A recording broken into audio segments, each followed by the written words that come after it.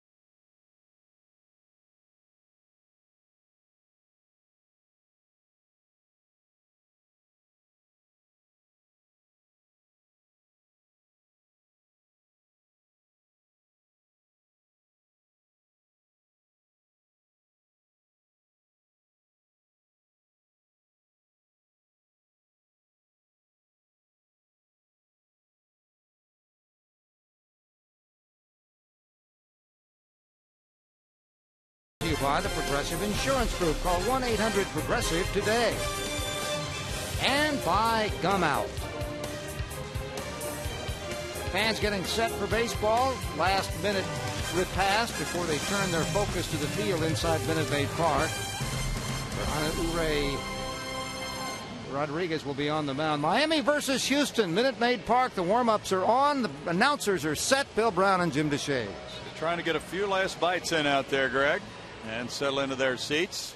And as you may have heard already, Rodriguez just arrived and was not feeling good yesterday, but much better tonight to face this starting lineup for the Marlins. Brought to you by Hyundai. Jose Reyes at shortstop, Emilio Bonifacio in center field, Handy Ramirez at third, Logan Morrison in left, Omar Infante at second, Giancarlo Stanton in right, Gabby Sanchez at first, John Buck the catcher, Anibal Sanchez the pitcher.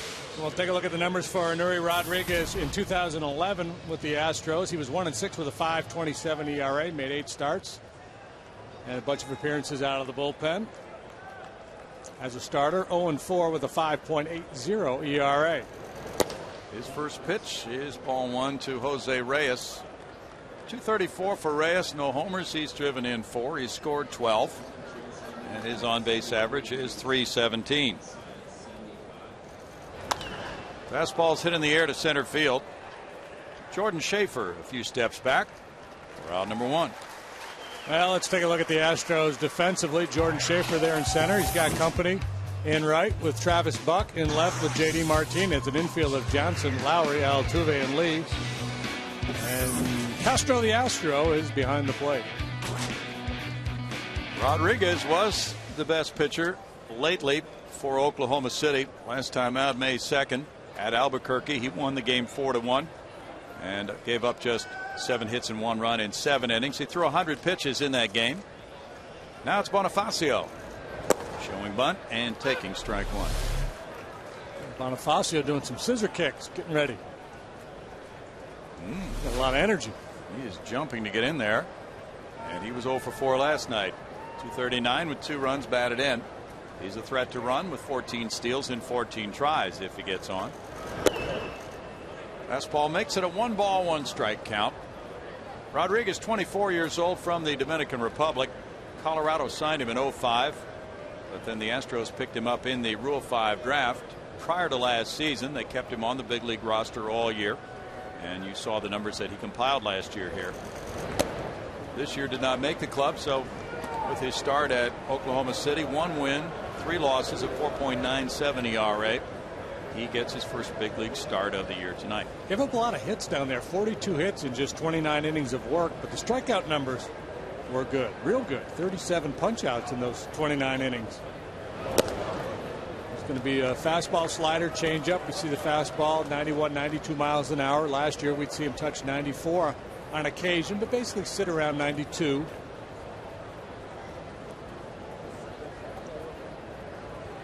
Marty Foster's the home plate umpire for game 2 of this series. Eases that one in at 91, gets a strike call. It's 3-2. Tim Timmons is at first, Jeff Kellogg at second, and Eric Cooper at third base. Marlins have won 7 in a row. It's the first time they've ever won as many as 7 games in a 9-game road trip in their history.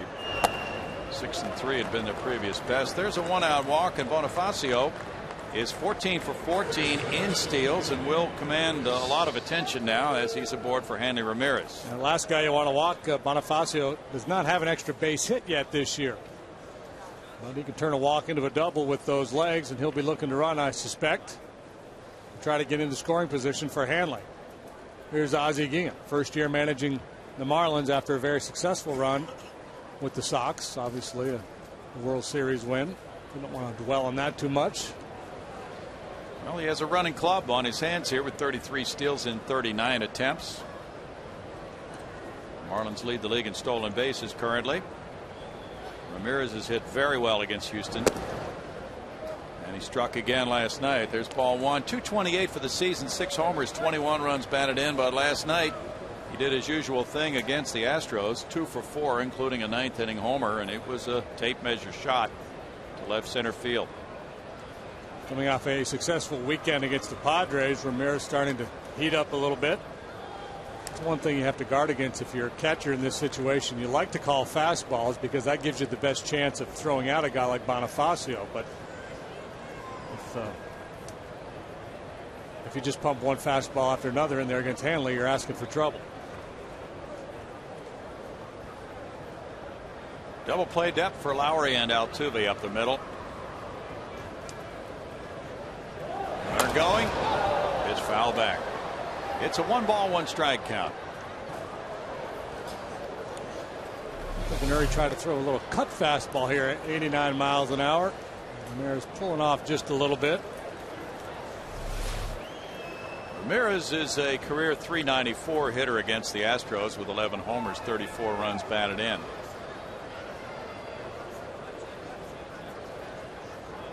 Marlins won the game last night behind Zambrano's 3-hit shutout, 4-0. Runner going again. Here's the throw, and it sails into the runner, hits him, and it's backed up by Lowry as it caroms out that way. The pitch was a strike to Ramirez, and Castro's throw hit the runner as he got his 15th steal. Bonifacio picked a good one here. He went on the breaking ball, and Castro realizing he had to hurry, had the ball sail on him a little bit. And I don't know if they got Bonifacio in the midsection and then just trickled out to Lowry, so no further advance.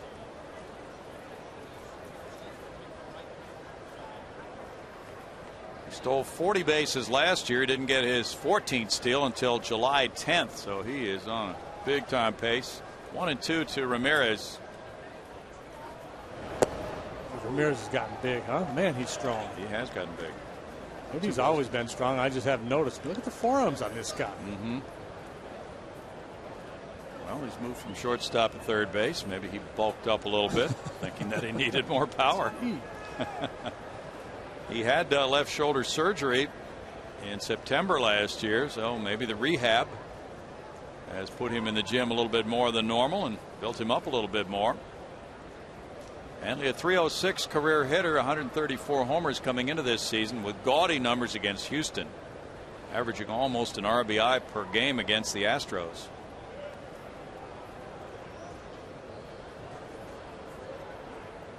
He won the batting championship in '09, and he fouls it back. Still 2-2 with Logan Morrison on deck. Hanley had a 4-hit game against the Astros in Miami in mid-April. That was right after he had a 3-hit game against them. 2 for 4 in last night's game, doubling a home run. Wandy struck him out in the 4th inning, really carved him up in that particular at bat. Finished him off with a high fastball. Wouldn't be a bad idea to shoot one up about letter high and see if you can get him to chase. He is 9 for 18 against the Astros this season with 2 homers, 5 runs batted in.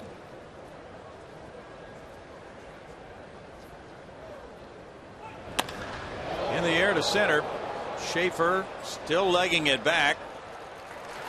And there's the tag at second by Bonifacio. He'll go from second to third on a long out, number 2. But that fastball was up and had enough on it that Ramirez couldn't get on top of. I was going to say they got him to chase, but he hit it 400 feet. Yeah. But fortunately in the right part of the ballpark.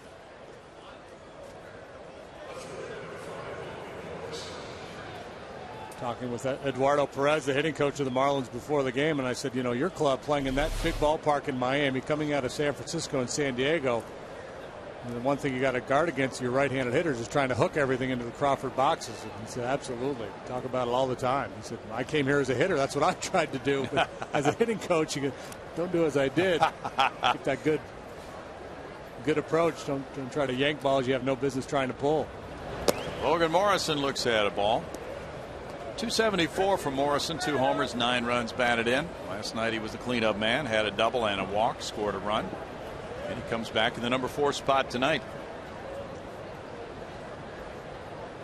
Giancarlo Stanton is working his way toward that cleanup spot, and he has been the best power hitter lately, but Ozzie Guillen does not want to fiddle with success during a 7-game winning streak. It's 2 balls, no strikes. Which is interesting. The superstitions in baseball are kind of funny when you think about it. I'm not saying that his lineup should look any differently tonight than it does, but that would be your justification. You know, ideally you would think you would want the lineup that best gives you a chance to win on any given night, whether it's adding extra left-handed bats to the lineup or hitting somebody down in the lineup, moving somebody. But he won 7 in a row. I'm not moving Stanton. That's to center field as well. Schaefer backing on this one, and in the retreat he gets to the warning track this time, and he makes all 3 plays in the 3 outs in a scoreless first inning for Rodriguez.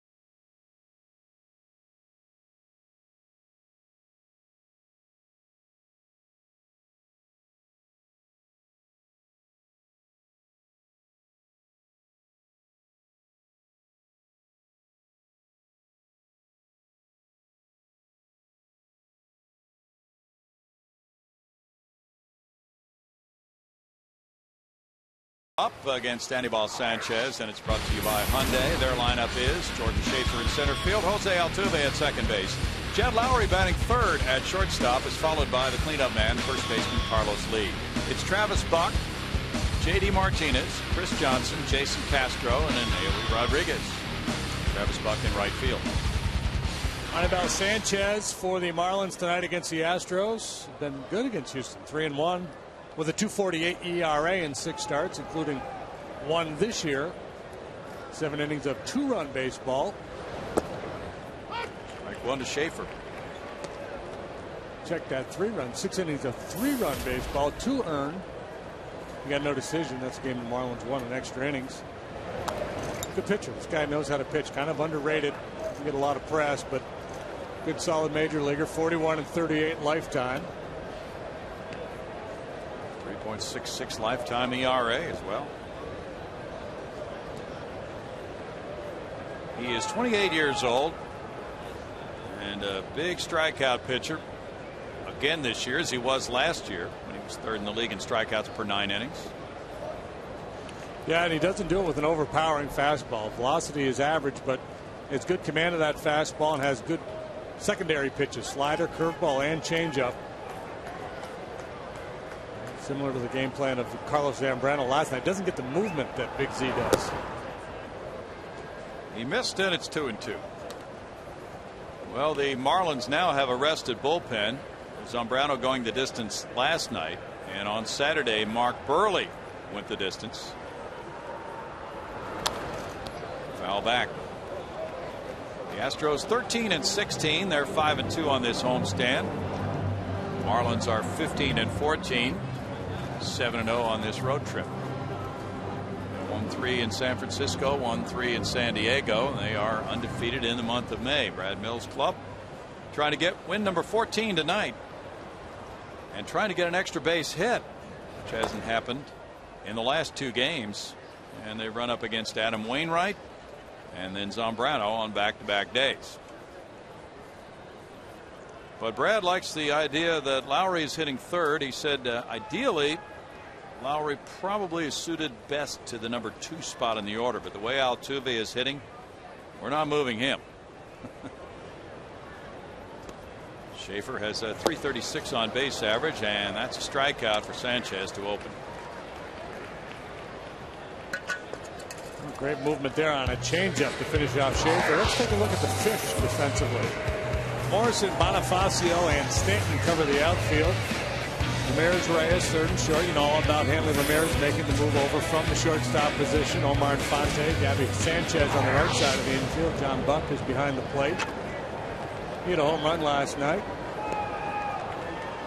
Hit a home run, called a shutout. That's a good night for a catcher. What do you mean foul? Come on, Eric. Eric Cooper. Come on. Strike 1 to Altuve. Altuve was on twice last night. Just has to bounces fair. It just has to pass over the bag. It doesn't have to land in fair territory. I don't know how that didn't go over the corner of the bag. Of course, we're not right down the line as Eric was, so we have to defer. Well, we don't have to. One hopper to shortstop. Reyes takes care of the second out for Sanchez. If you see anybody come out of the Marlin dugout at any point in this game with a cup of water or a hot dog for Eric Cooper, it'll be Mark Burley. Because Cooper was the home plate umpire for both of Mark Burley's no-hitters.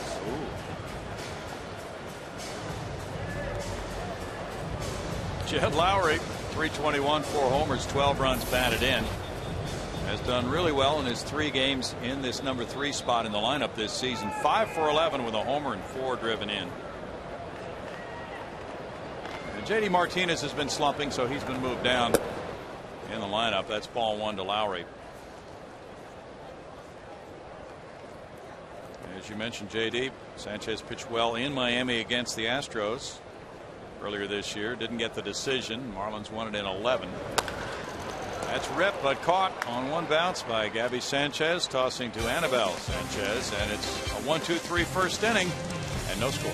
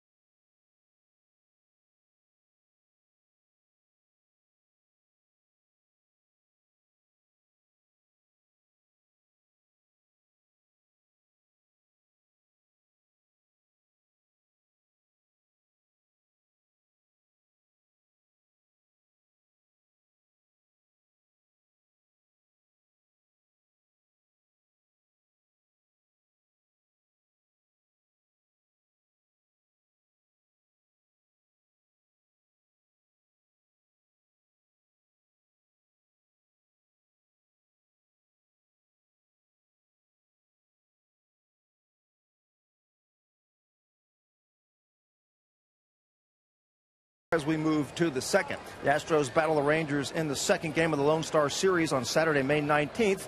Head to the ballpark early as 10,000 fans will receive a Nolan Ryan Greatest Moments bobblehead commemorating his record-setting 5th no-hitter, courtesy of Coca-Cola. Root now and buy tickets for Saturday, May 19th at Astros.com. Brownie, back to you. That looks good, Bart. Thank you. No score after one quick one here in Houston. Yeah, that'll be a special night. They have number 34 back on the mound throwing heat. That's the title of one of his books. Now Infante leads it off in the second inning. Omar at 311 with 5 homers, has 12 runs batted in. So that's Saturday, but Friday is flashback Friday, right? He'll throw out the first pitch. That's Friday. Right. Friday is when he throws out the first pitch. And he'll be up here with us, I assume. We hope. Strike one to Infante. And he's been the best Marlin to this point of the season with those numbers, including a .620 slugging percentage, rating in the number 5 spot in the lineup. Lays off the breaking pitch. It's a 1-ball, 1-strike count. The roster move that was made to get Rodriguez onto the ball club for this start tonight claimed the job of Enario Del Rosario. He's headed back to AAA Oklahoma City. And the air foul now to play, and it's a 1-ball, 2-strike count. Reiner Cruz is being examined here in Houston. He threw yesterday in the Oklahoma City game, threw 12 pitches, had no problems, and he could be a day or two away from being added back to the roster from the disabled list himself. So as far as Rodriguez knows, he's here for one start. Could be more. It might be only this one. The appeal indicates a swing, and he gets a strikeout, his first of the night. Here for a good time, not a long time. Well, you never know. He can make his own way. Good bite on that slider. Didn't look like much of a swing, but it was enough of a swing. It was enough for Tim Timmons. Number 62 liked the call. Mike Stanton used to be his name. Now it's Giancarlo Stanton. That's been his name all along, really, but he allowed for the change to Mike back in grade school when his teachers had a problem pronouncing Giancarlo. I think all his friends would butcher it, so he just called me Mike. Well, Giancarlo's on a 10-game hitting streak with 6 homers in his last 9 games. So things are working out for him under that name as well. No balls, 2 strikes. A lot of name issues with the Marlins because Leo Nunez, the former closer, is still not in the States because it was found out that he was operating under a false name. Yeah. I can't think what his real name is now. It's Juan Oviedo. Whether we'll ever be saying that name for him in a Marlin uniform or not is subject to debate. Another appeal, another swing call from Tim Timmons. Stanton is down on strikes. So the breaking stuff for an AOA work.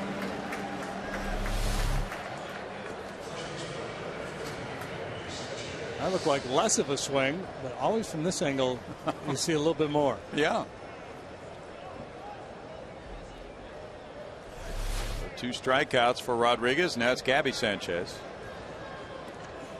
Yeah, a lot of fastballs from Manuri in the first inning, and now using that slider effectively. Always a good sign. You got a good late break when you get those half swings. Pitchers have to love that, JD. Guy got cheated on his swing. You fooled him. There's ball 1. Yeah, there's all kinds of things, right? The weak swing, the fooling a guy on a changeup, breaking a bat. Those are all. We take a little extra pride in that than the routine ground ball to short. 2 balls, no strikes. An out is an out is nice, but you like to throw in a dash of humiliation every now and then. Make you feel good about yourself. The Marlins hit some balls pretty well to center field off him in the first. They've hit nothing here in the second. And this one's a hanger. Carlos Lee over into foul territory. Plenty of room there for the 3rd out. Wow. What a nice second inning for Rodriguez. And there's no score.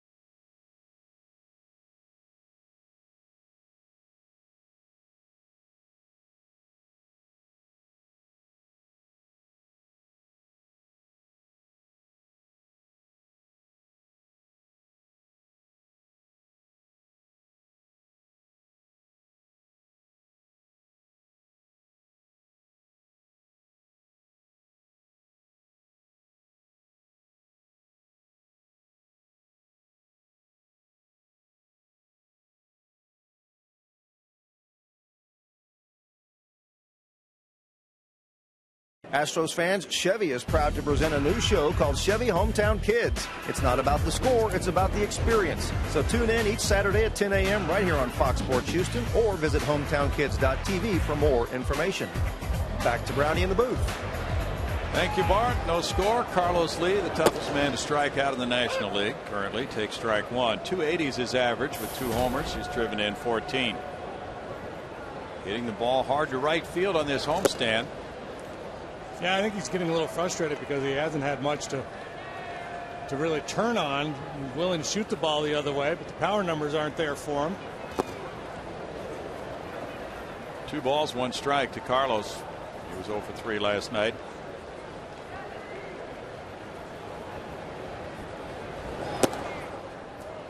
And he looks that one over for ball 3. It's be a good time to take a big swing, lean out and get one. He did. Good try. Sure did. 3 balls, 2 strikes. Sanchez able to keep that ball in the outer third. No, Carlos not able to square it up, but now he's asking Marty Foster, was that a ball? Carlos has struck out just 6 times in 100 at bats.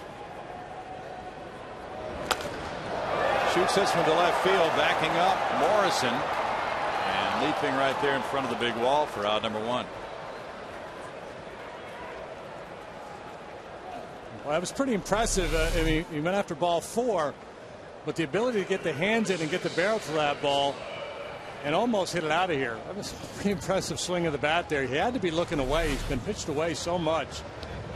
And I'm not sure Sanchez was trying to go in on him. I think he made a mistake and the ball got away from him. Travis Buck gets another start in right field. Travis was 1 for 2 with a walk last night. He was robbed by the first baseman. Sanchez on a good play in the 8th inning. They had a solid game. There's strike 1 to Travis. 308 with 5 driven in. It's 0-2. 7 double plays in the last 2 games. Is that right? The Astros 4 last night. 8 into. I think there was 3 the day before. Yeah, that sounds right.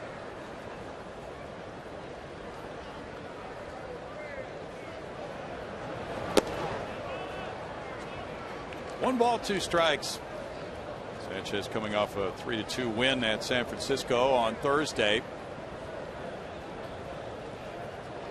This one goes out toward right center field. Stanton cuts over, but Bonifacio's there. 2 outs. That's 5 straight retired by Sanchez. 5 straight, but some pretty good swings by the Astros. Altuve hit the ball hard. His at bat. Lowry hit the ball hard. Carlos saw him hit that ball to left field. Now a good swing by Buck. So I think the at bats for the most part have been good. Nothing to show for it, but Mike Barnett has to be pleased with the approach from his hitters. JD Martinez, 240, 3 homers, 20 runs batted in. Has been slumping. There's strike 1. He's been swinging at pitches out of the strike zone and working on some things. 0 for his last 17. So he's hitting 6th tonight. That's in for a strike. It's 0-2. And it's funny when he was going good a couple of weeks ago, it seemed like he was always hitting at hitter's counts. 3-1, 2-0. Now it seems like he's always 0-2, 1-2, and this ball's inside, but Sanchez gets the call. And that's strike 3. Yeah, it's the opposite of a couple of weeks ago. Strikeout number 2. He has looked sharp and retired the first 6. No score.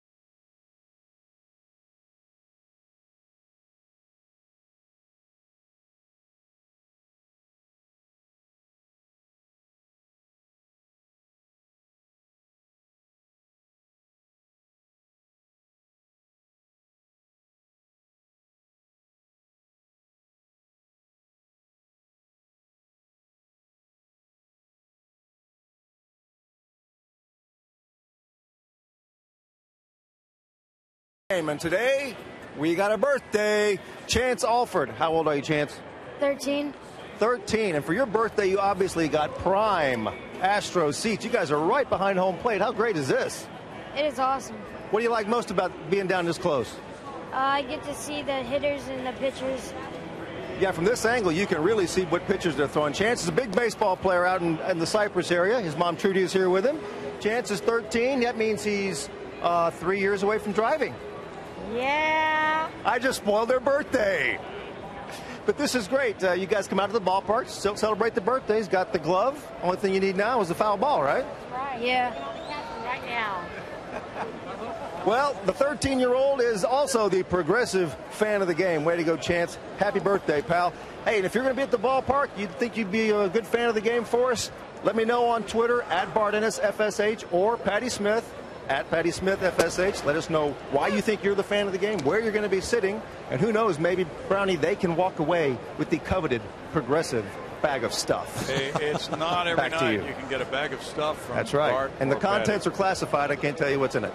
It's better than a bag of broken glass. 1 ball, 1 strike to John Buck. 191 for John. 2 homers, 5 runs batted in. One of those homers came last night. An impressive swing of the bat. Took that ball out to right field in the 5th inning last night.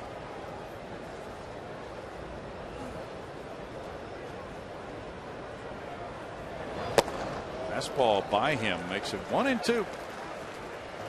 Home run swing there for Buck, but a little long and behind the fastball from Rodriguez. He throws a lot of 4-seam fastballs. That's why you see the fly balls. Hasn't been a ground ball out yet in this game. 4 in the air, a couple of punch outs for his 6 outs. Buck has an 8-game hitting streak against Houston. Breaking pitch, foul back. You know, you mentioned the fly balls they've been hitting and your conversation with Eduardo Perez, the new hitting coach. And there was an article about Eduardo today working with these Marlins hitters because of the extremely unfriendly dimensions of Marlins Park. You really have to hit a blast to get it out of there. He's trying to work with these hitters on putting a little bit more backspin on the ball. 2 balls, 2 strikes, because those long fly balls are being caught in Miami.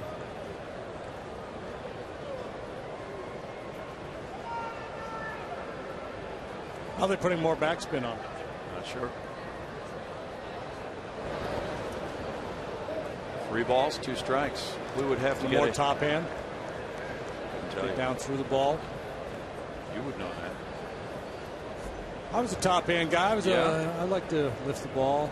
You were one of the backspin boys. That's for sure. Eduardo Perez, son of Tony Perez, Hall of Famer, who was also working for the Marlins organization.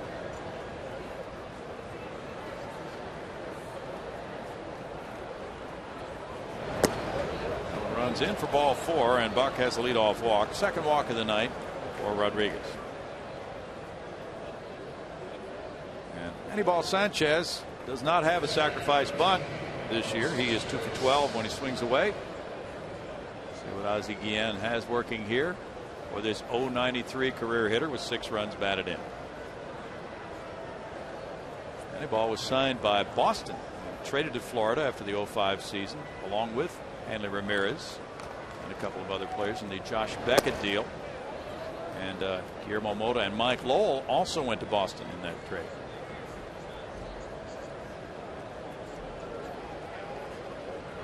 CJ coming in hard from third base with an eye towards nailing Buck. At second, Buck not a speedy guy.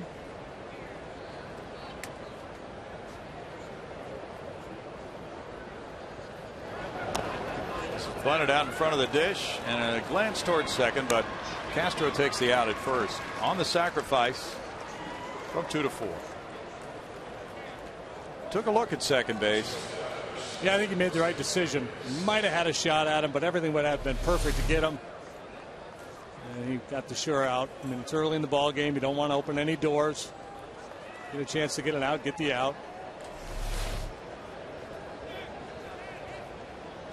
Now Rodriguez trying to make sure that Buck stops here at second base. Faces Reyes.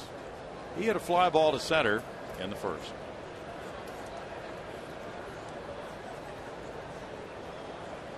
Marlins are 12th in runs scored in the National League with 104. They pitch well, though. There's strike one. This is only the third career outing for Rodriguez against the Marlins, for a total of 1 inning last year. He pitched twice against them. The first time he faced them in Houston, April of last year, he was ejected when he hit Gabby Sanchez with a pitch. And he had a hitless inning in Florida last July. In tight for a ball, and it's 1-1. Now, Wandy Rodriguez last night went 8 innings and faced 2 batters in the ninth. So Brandon Lyon was the only reliever used last night by Brad Mills, and Brad talked about it today about Wandy leading off the 6th inning, and he said, I thought about hitting for him, but at that point wanted to save my pinch hitters for later. And he said Wandy had hit the ball pretty well earlier. Yeah, he was, at that point of the ball game, he had really taken charge, right? He retired 10 in a row at one point. And that was a factor, he said, and also he'll be working with an extra day rest for his next start. So all those things came into play with Brad deciding to let Wandy stay in. Well, that helps the bullpen for tonight.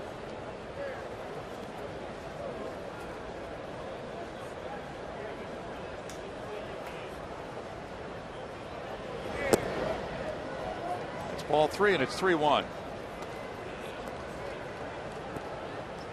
You're talking about the Marlins struggling offensively so far this year, but when you consider the teams and the ballparks they've played in, it's kind of understandable. The 6 games prior to coming here were in San Francisco and San Diego, great pitchers ballpark, their own ballpark, a very good pitchers ballpark. They had 3 days in Washington, and that staff could shut you down in a hotel lobby. So, and it's a big ballpark too. Yeah. 2 Hopper out, 2 Altuve, good points. Out number 2, Buck advancing to third base, and now it's Bonifacio. There's a ground ball out for Rodriguez. Bonifacio walked and stole a base in the first inning. Emilio around for the second time. Also stole that base, his 15th of the year already. It's a very good pace for stolen bases for Bonifacio. Got to cheat in at the corners here. Bonifacio likes to bunt.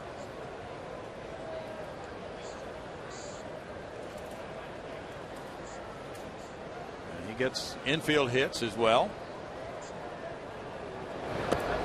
Situation here where a lot of managers don't like to see a guy put a bunt down with 2 outs. It puts pressure on that runner at third base.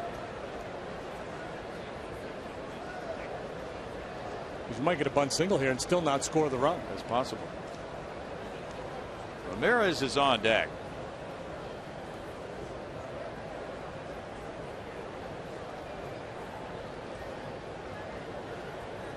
Final game of the homestand will be tomorrow night at 7:05. Josh Johnson versus Lucas Harrell tomorrow night. Pitch is high for ball 2. Doug Brocail comes bouncing out of the Astros dugout. Clearly he has seen something with Anuri's Rodriguez with his delivery that he wants to address. Yeah. So mechanical thing probably. He says he tries not to talk mechanics when he goes out to discuss things. I mean, I don't know. I'm guessing there was something he saw. Just, hey, stay back, or keep your front shoulder in, or maybe just, Hanley Ramirez is on deck, throw a strike. I'll break your neck. Could have been that too. His conversations are usually brief, 10 seconds or less.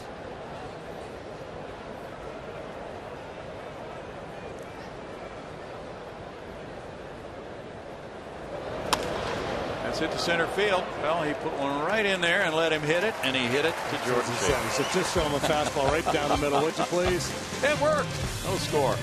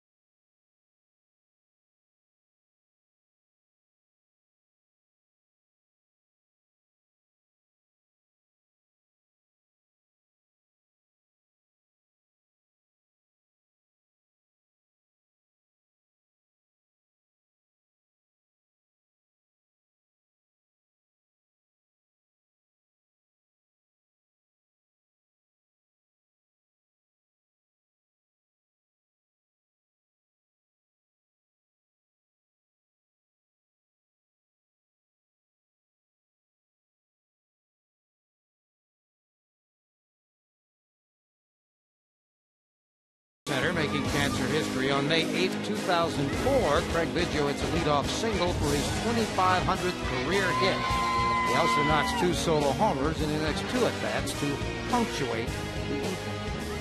That was a great moment as Biggio, of course, wound up 3,060 for his career. Way to go, Biggio. That's a good night right there, man.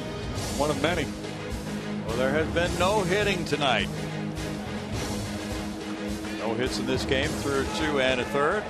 Anibal Sanchez facing Chris Johnson. Well, Sanchez already has a no-hitter on his resume.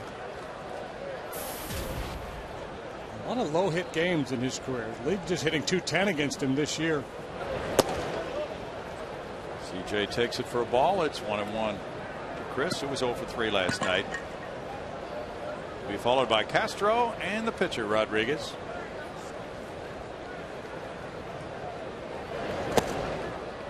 That's in for a strike, and it's 1 ball, 2 strikes. Marlins really have a solid starting rotation. If they get Josh Johnson going, they're going to be really tough. Yeah, and that was the plan. I mean, they went out and spent some money. They added Burley to the rotation. They threw a pot of money at Jose Reyes to get him over from the Mets. They're in go-for-it mode in their new ballpark. Added Heath Bell to the bullpen. It's been a bit of a disaster so far for Heath, but he'll likely get things straightened out. 3-2 pitch coming to CJ, and he swings at a slider. Strikeout number 3. Well disguised slider. Yeah, late breaking slider and good knowledge too. CJ doesn't walk much, so Sanchez and Buck know that they don't have to give in here. They're likely to get a swing from CJ and just throw a little darter off the outside corner. The starting pitchers for tomorrow night are presented by Chevron. They drive right into your screen with Josh Johnson. He's the laggard on the pitching staff as far as the rotation goes for the Marlins with a 6.61 ERA. And Lucas Harrell has a 4.76. That's the matchup tomorrow night at 7:05. Airtime 6:30 for Astros Live. They strike 1 to Jason Castro. 242 for Jason. No homers. 7 runs batted in. Yeah, other than Josh Johnson, it's only 6 starts for him. Well, these starting pitchers have lights out ERAs for the Marlins. After last night's gem, Zambrano's down to 1.98. Yeah, and whereas their hitters, we talked about the difficulty hitting in that ballpark and in a number of the ballparks they've played in, obviously their pitchers have benefited from all that, but still it's a good cast.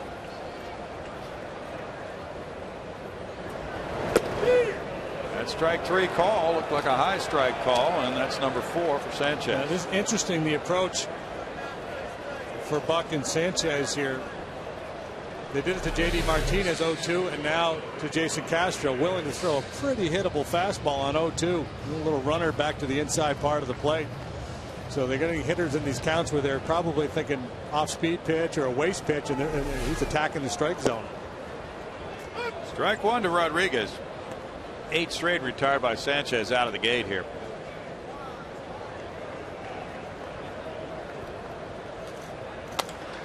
That's poked on a line into right field. It figures. There you go. And anyway, Rodriguez gets his first major league hit against a guy who had set down the first 8. 4 on strikeouts. Well, nobody else had thought to stick their butt into the opposing dugout and swing like they were chopping wood. Well, that's the approach. That's what you have to do. Okay. Well, he had been 0 for 9 in his big league career. Warren Fonte unable to prevent that from being the first hit of the ball game. And they'll keep that baseball for Rodriguez with Jordan Schaefer coming around now. He struck out in the first. Ball 1 to him.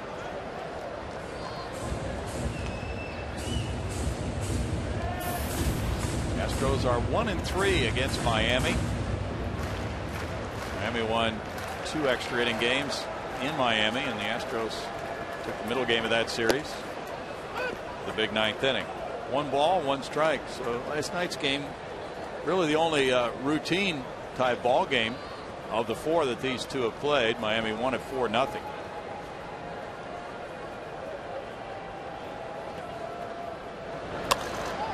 Hit outside the left field line, slicing back into the seats for a 1-ball 2-strike count. The Astros have hit only 200 as a team in their 4 games against the Marlins, with just 1 homer. A happy guy. Sanchez, 28 years old. He worked 196 innings last year. Struck out 202.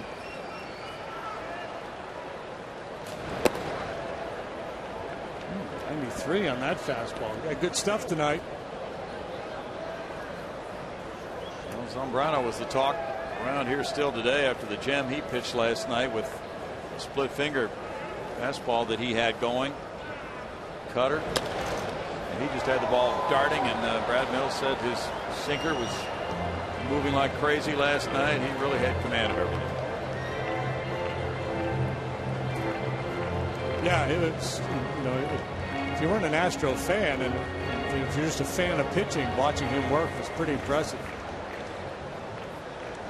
If you're an Astro fan, it was probably pretty frustrating. Yeah.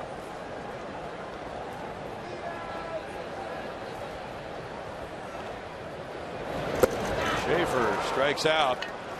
36th time he's fanned this year. No runs a hit and a man stranded after 3. No score.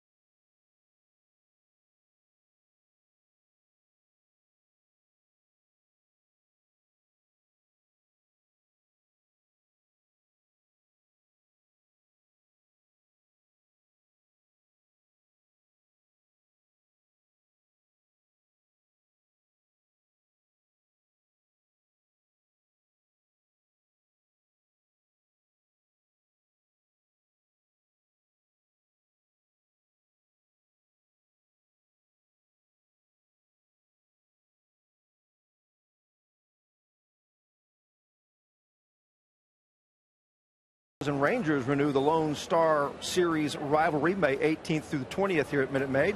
Nolan Ryan returns to toss out the first pitch on Friday, and 10,000 fans will receive a Lone Star Series t-shirt that night, courtesy of Champion Energy Services. Catch the Lone Star Series rivalry May 18th through 20th, and to get your tickets, of course, go to Astros.com. We were talking about Nolan Ryan's 5th no-hitter, which ended, as you guys recall, I'm sure, with a ground ball to third, fielded by our own Art Howe. Yeah. Puts a big smile on his face just as I tell the story right here. And Dusty Baker hit the ball. 1981, is that right? 1981. And that was in the heat of a pennant race late in the season too, Bart, as you recall. So a very big ball game for the Astros at the time. Not just a personal milestone, but a game the Astros really needed to win. They had a bunch of those against the Dodgers back in those days. You know that. 0-0 ball game. And Anewi Rodriguez just got his first major league hit. And it's the only hit in this game through the first 3.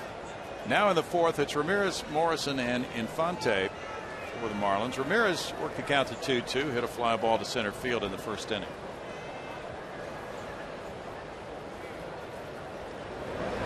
Generally considered a good thing when you have more hits than you've given up.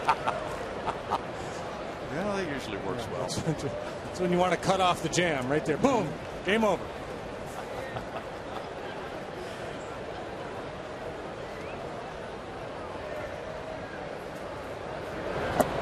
Ooh. No balls, 2 strikes. I don't know that he's necessarily showing more variety than last year, but it seems that way, JD.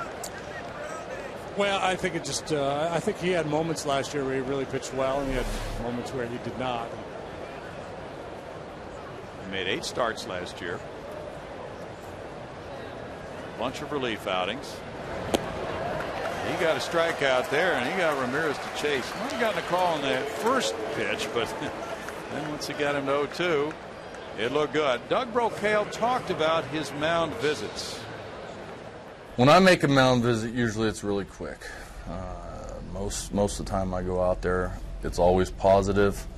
I remind the pitcher to be aggressive, pitch to his strengths. You know, I don't talk a lot about anything negative. I don't believe that that's part of the game we need to be talking about at that time. We do focus primarily on where we want to attack with our fastball because that's our most aggressive pitch. And I want our guy to know that when I leave that mound, he's getting the out. There you have it. Well, it was one fine trip he made, 10 the 3rd inning. With Bonifacio up there. 2 balls, no strikes. Well, it was. So he probably did just that. Throw him a fastball and be aggressive with it. Don't try to hit a corner. Attack him. He's not a power guy. Go ahead and throw it in there. You'd rather give him a chance to swing at something than walk him and have to deal with Ramirez with a couple men on base. 1-1 to Morrison. That one's in the air to left field. J.D. Martinez handles out number 2. And it's Infante coming up next. Marlins are averaging 3.6 runs per game this year.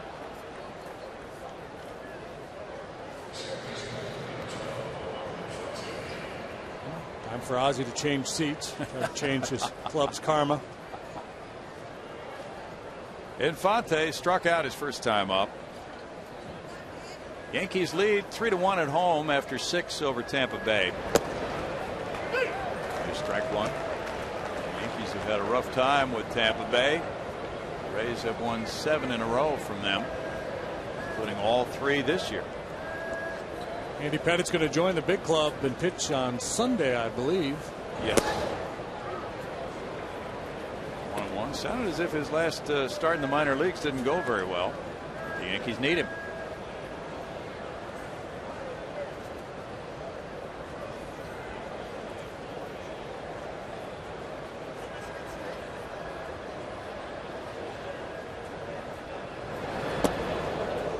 In for a ball that makes it a 2-ball 1-strike count. Yeah, he's tried a couple of changeups tonight. Neither one of them have worked out too good. So far it's been fastball, breaking ball, and the breaking ball has probably been his best weapon. But you still have to try to throw that changeup. Don't give up on it. Might come in handy later on. That's laced. That's a high drive to left field, and that's going to reach the seats. Home run and a 1-0 lead as Infante hits number 6, giving him 13 runs batted in. And the first hit of the game is the long ball for the Marlins from Infante.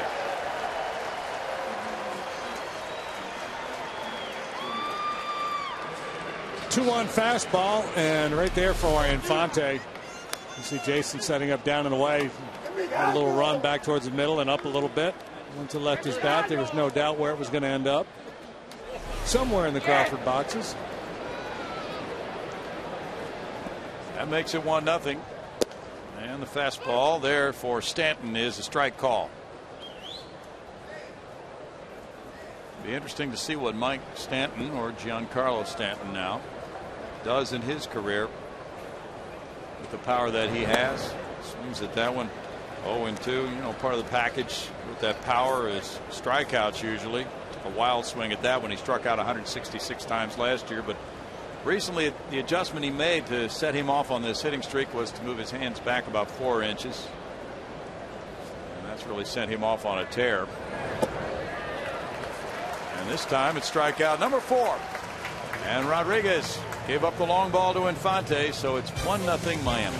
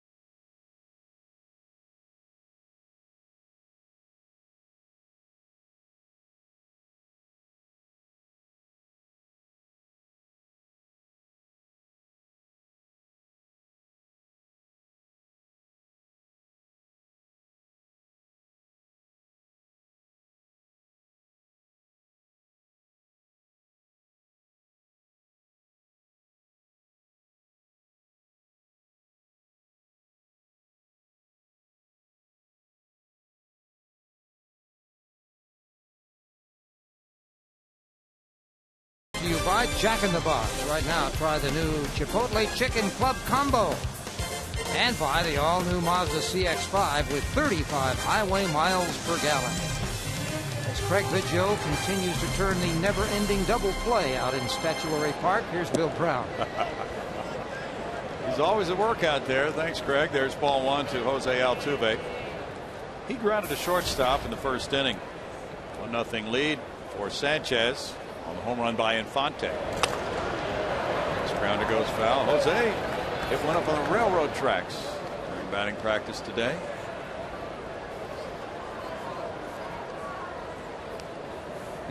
He went up on the tracks, huh? Yeah. Wow. Big fly. He had a big smile on his face after that swing. Pitch is up. 2 balls and a strike. Yeah, don't underestimate him. He's 7th in the league in total bases.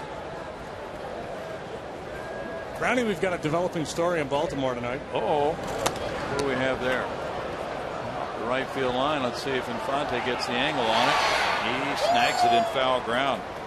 Good play, 1 out. Josh Hamilton has hit 3 home runs in a ball game. Ooh. Texas putting it on Baltimore again at 7-1. I think Altuve tried to take an early swing. Didn't work out as good for him. Just played by Infante on the foul ball. Rangers crushed Baltimore last night. The upstart O's having a nice year of getting thumped last night, 14-3, something like that. Yeah.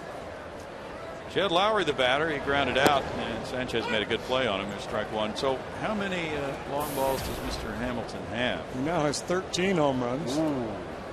And they're playing in the 7th inning, so he'll likely get 1 more at bat. Well, with that club, he might get 2 more at bats. He might.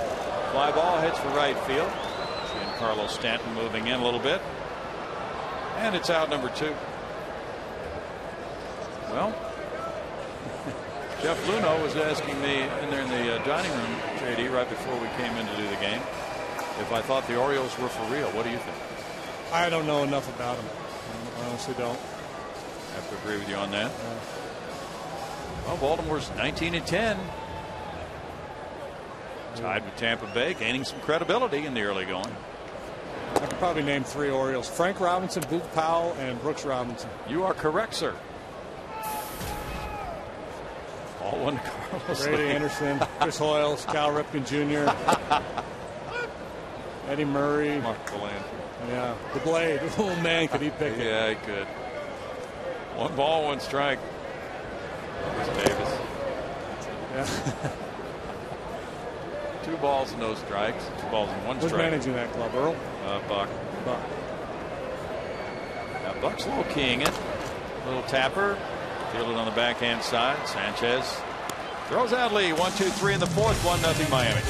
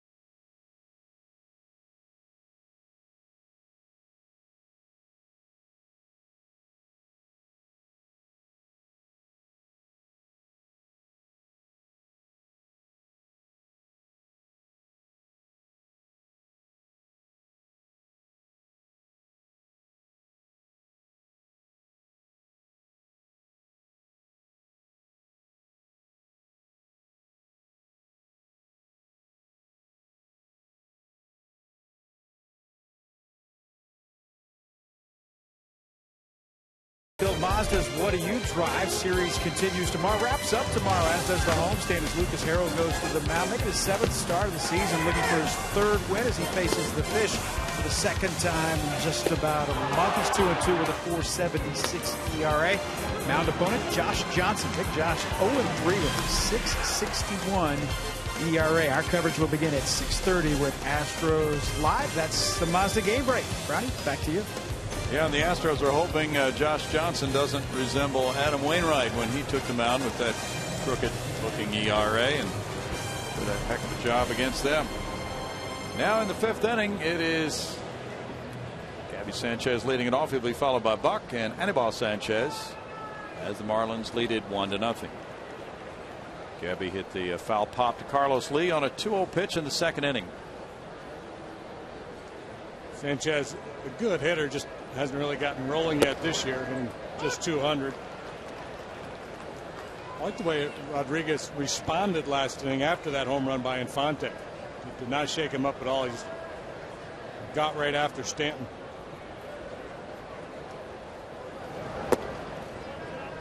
It's a 1-ball, 1-strike count. As you probably know if you've been following the Astros, the required 10 days stay in the minor leagues for Jordan Lyles disqualified him from making this start. Towering pop-up, and Jed Lowry's waiting for it. So the Astros had to find somebody else, and Rodriguez is the man. He's doing well tonight. 1 out. Paul Clemens was another possibility. He has not been pitching well recently at Oklahoma City. 1 down, and it's John Buck coming up next. He drew a walk in the 3rd inning, advanced as far as 3rd base. Rodriguez last year, in just a handful of starts, he made 8 starts, but a lot of times pitch count was an issue for him. Worked a lot of deep counts, did not command his fastball very well. Tonight he's been pretty efficient. That was just his 62nd pitch tonight.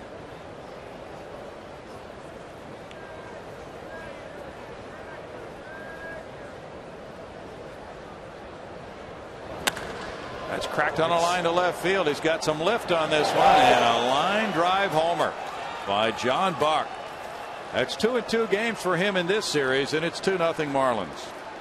Last night the Marlins hit 3 home runs off Wandy Rodriguez. Wandy had not allowed a home run coming into that start last night, and they're right back at it here this evening. A couple of solo shots, and what we talk about all the time, the difference between the minor leagues and the big leagues, just the percentage of mistakes you get away with in the minor leagues far greater than here at the big league level. And you saw it there where Castro was set up, where the pitch ended up, and then the result. The Marlins, who are 6th in the league in long balls, get their 2nd of the night. Their strike 1 to Sanchez. Put down a sacrifice bunt earlier. Buck took one out to right field last night. And he slams one out to left. It's no balls, 2 strikes. White Sox lead 3-0 at Cleveland in the bottom of the 7th inning on a shutout bid by John Danks.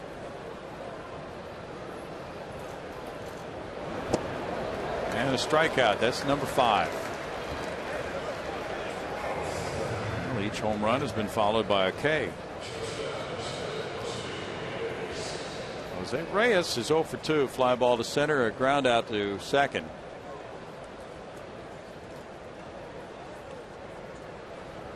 Reyes coming into this game with a 317 on base average. Bonifacio 333.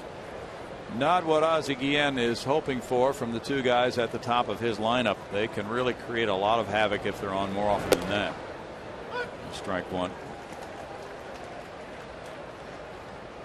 Phillies 4, Mets 1. They played 6 in Philadelphia. Hunter Pence hit his 7th.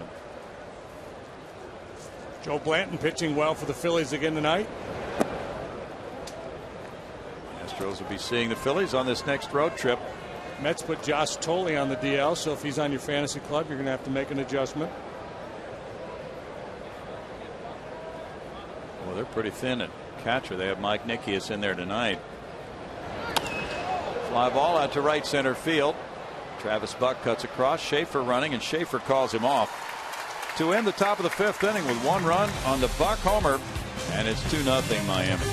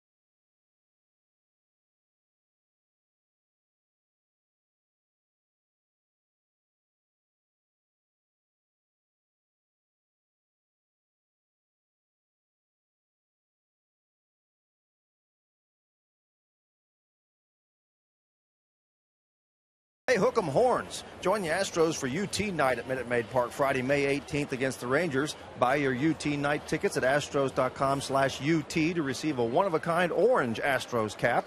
A portion of the proceeds will benefit the Texas X's Houston Chapter Scholarship Fund. So root now and go to astros.com/UT to get your tickets. Bill, back to you. Thank you, Bart. There's strike 1 to Travis Buck. He hit a fly ball to center field in the 2nd inning. Well, John Buck went deep a few moments ago for the Marlins. Could be a good night for Bucks. Do you know that UT is a word? No. Yeah, if you play words with friends and you spell UT, it counts. It's good. Didn't know that at all. You know, that's some useful information you're passing along tonight. However, Mafar is not. Mafar? Yeah. I tried that one today. That doesn't work. That's disappointing. I've used that a few times myself. 1-2. Curls his breaking ball. Just slides off the inside corner, but Marty Foster gave him the benefit of the doubt. There's a fly ball to center. Bonifacio waiting. Sanchez has allowed just 1 hit to Anuri Rodriguez. Imagine that. What if he goes? What if it's just a 1-hitter tonight, and that swing that Anuri had is the only knock? They'll be joking with him for a while. If I'm Sanchez, I'm hoping I give up another hit, because that would haunt you. Yes, it would. J.D. Martinez struck out looking in the 2nd. Takes that one for ball 1. Astros have not had an extra base hit in the last 22 innings. JD just needs something good to happen here. You know, even if it's just an off the end of the bat, little squibber, just any kind of a knock. See, you see the indecisiveness there, way behind that fastball. He's got just a lot going on in his mind right now. That's the nature of any hitter that's pressing. You know, it's easy to say, oh, it's a young hitter, but it's any hitter. You see what's going on with Pujols out there in Anaheim. Reduces funky swings. He is just a mess right now at the plate. 1-2. Just legged in the front foot down. All kinds of crazy things going through his mind. And a strikeout. That's number 6. Such a humbling game, boy.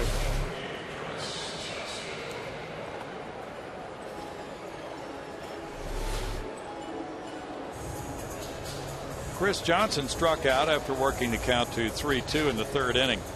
Abel Sanchez already has a 14 strikeout game on his ledger this year. He did that against the Diamondbacks. A couple of starts ago. Strike 1 to CJ. That was the 2nd highest total in franchise history, tying A.J. Burnett, who did it twice. The club record 16 set by Ricky Nolasco.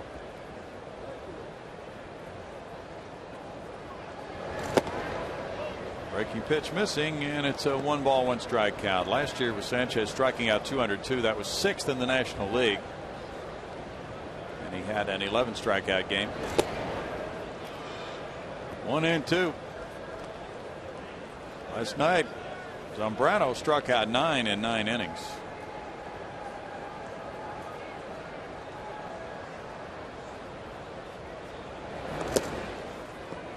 It's a 2-ball, 2-strike count.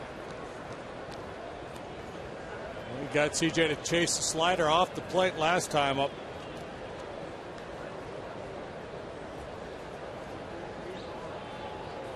Because of that, John Buck wanted to take a shot inside.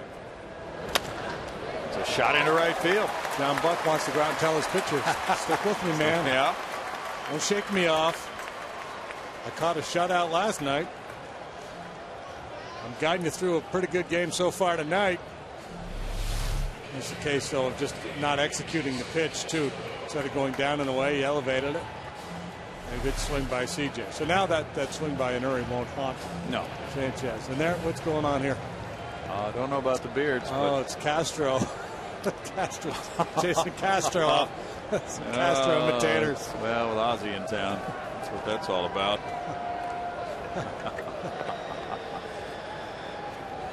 We will not root for an overthrow of Castro in this game. Ozzie was asked about that last night and wasn't in a very good mood. David Carpenter's warming up for the Astros. Jason Castro, the batter, bounces this one to second. Infante over to first. No runs a hit, and a man stranded after 5. The Marlins lead it 2-0.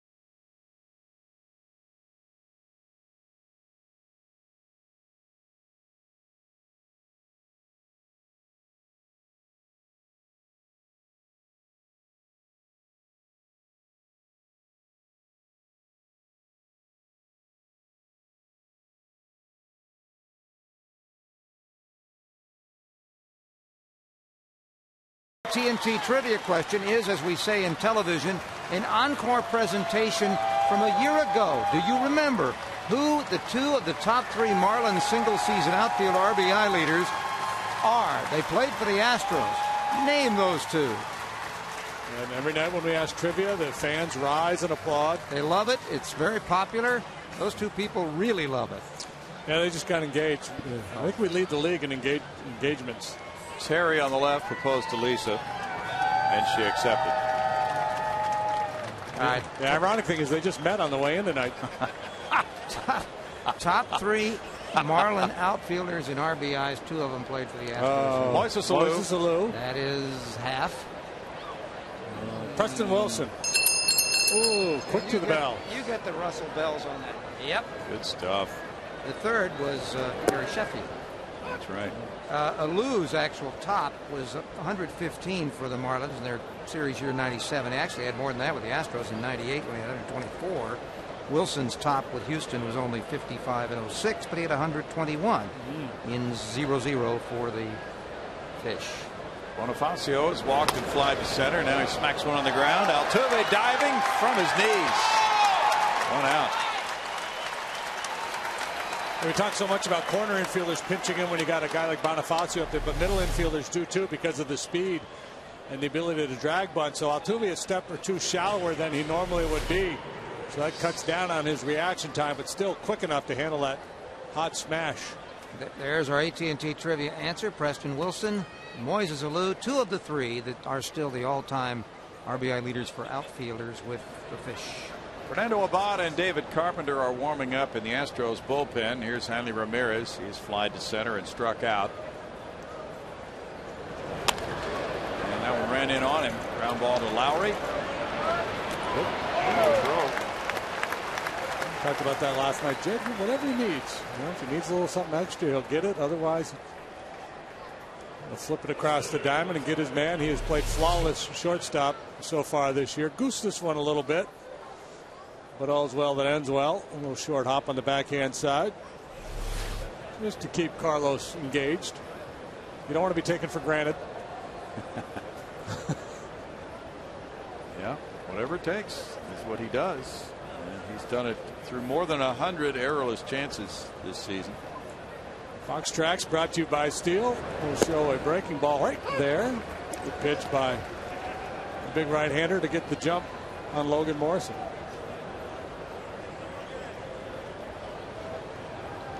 Morrison is 0 for 2 with a deep drive to the warning track in center and another fly ball to left.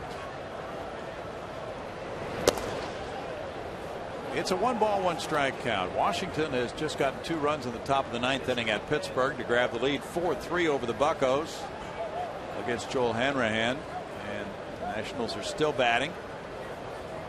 Their general manager Mike Rizzo got fined for his comments. Josh Hamilton has just tied the major league record with his 4th home run tonight in Baltimore. Wow, 14 homers this year. He was banged up a few days ago.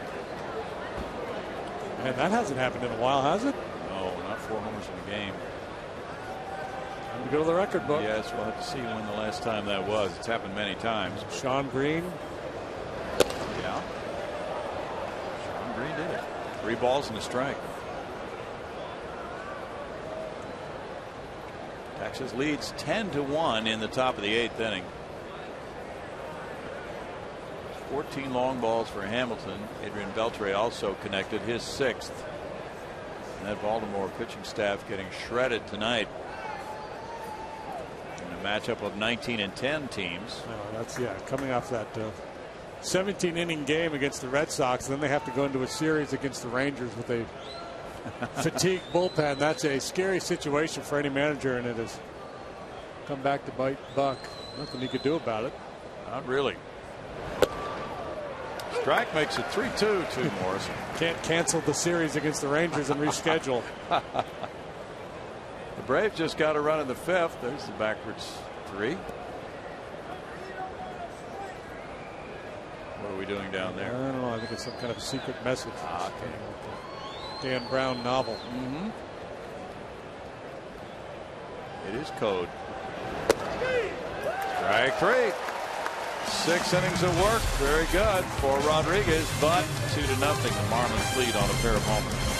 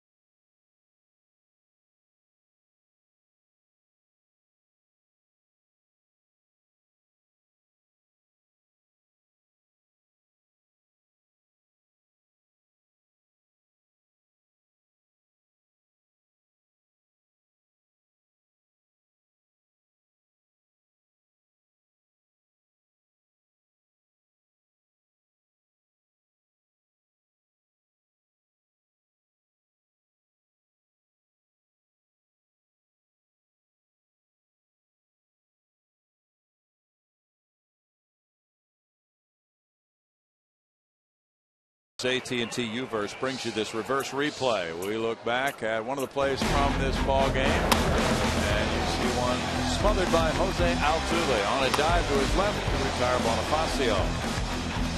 Very good work by Altuve at second. Meanwhile, we get a pinch hitter for the pitcher, and Eloy Rodriguez. It's Marwin Gonzalez pinch hitting for him. And slapping one on through under the glove of Hanley Ramirez into left field to get something going for the Astros here in the home 6th inning. He has played very little since coming back after the birth of his daughter. Good aggressive approach coming off the bench, looking for a fastball on that first pitch. Got it.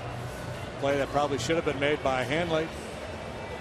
Didn't have a lot of reaction time as he was shortened up a little bit, but alligator armed that one. Yep. And under his glove, and Marwin is aboard for Jordan Schaefer, who struck out both times. 6 strikeouts in 5 innings for Sanchez. Rodriguez in 6 innings allowed 2 hits, 2 runs, walking 2, fanning 6. Very good effort tonight, similar to Jordan Lyle's start in Cincinnati. His 1 start for the Astros this year, and then he got sent down. Here's strike 1. And Brad Mills has to be thrilled with the effort he got out of Rodriguez tonight. It was ruled a hit, by the way, for Marwin Gonzalez. Hit number 3 for the Astros. They have yet to get a man to second base. Had nobody to second base last night as well. Rodriguez threw 78 pitches in his 6 innings of work. Showing bunt, Schaefer looks at it. 46 of the 78 pitches were strikes for Rodriguez tonight.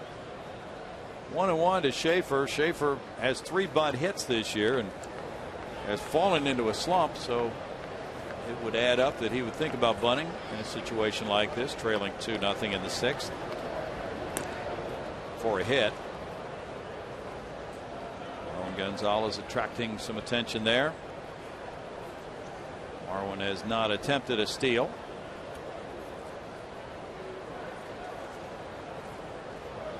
Carlos Delgado, the last player to hit 4 homers in a game. It was in 03.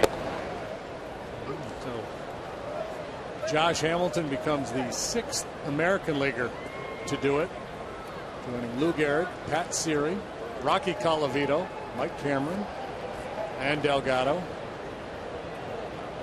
There's that name again. Colavito's name came up, and Chris Davis won that game as a position player who pitched for Baltimore. First position player, I believe, to win a game since Rocky Colavito in the American League. And 10 different National League players to do it. A couple way back in the late 1800s. Bobby Lowe, who I've never heard of, and Big Ed Delahanty. Yes, I've heard of him. I'd heard of Big Ed. And then, great player. And then Chuck Klein in 36, Gil Hodges in 50, Joe Adcock in 54, Willie Mays in 61, Mike Schmidt 76, Bob Horner in 86, hard hitting Mark Whitten in 93, Sean Green in 2002. Schaefer takes, and it's ball 2. 2 balls, 2 strikes to Jordan. Altuve's on deck. Astros try to stir it up against Sanchez, who is 3-1 in his career against Houston with a 2.48 earned run average.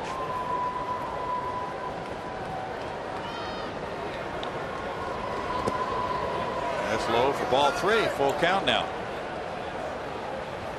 No walks tonight. Situation here where Brad Mills probably would love to start Gonzalez to stay out of a double play if for no other reason, because of all the double plays they've bounced into the last couple of days. But Sanchez, such a strikeout guy, and Jordan Schaefer strikes out a bunch, so that's driving his decision here. He's got to be fearful of the strikeout, throw out double play, probably more so than the ground ball double play with Schaefer running. Strike 3 on a questionable call, and Schaefer lets the home plate umpire know about it. Marty Foster, 7th strikeout. Yeah, I don't like that call. See number 7 there on Fox Tracks. Changeup that floated off the plate.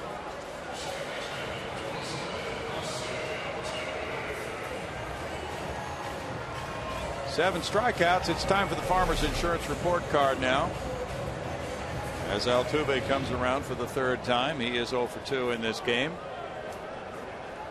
14 multi-hit games for Altuve, ranking 2nd in the majors behind Jeter. He bunts for a hit, but fouls it for strike 1. Total of 39 hits for Altuve with those 14 multi-hit games. Jeter has indeed been sensational himself. Yeah, not bad for an old guy. What Jeter's doing in New York. Well, as you described it last night, the best ones have a way of staying excellent longer than the other players. In the hole here, backhanded, Reyes throwing across to first, safe. An infield hit for Altuve. Gonzalez to second. Now the Astros do have a runner to second, and they have Lowry coming up with 2 on and 1 out. Finally got into the red zone.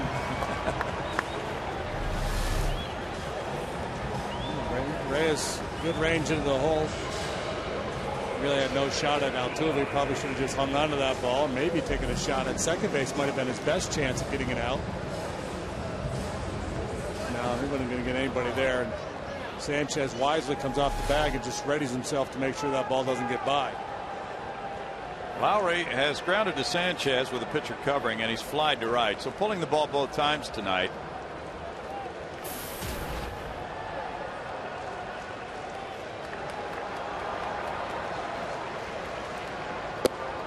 Jed looks at ball 1. Jed had a 9-game hitting streak, which was broken last night. That tied his career high.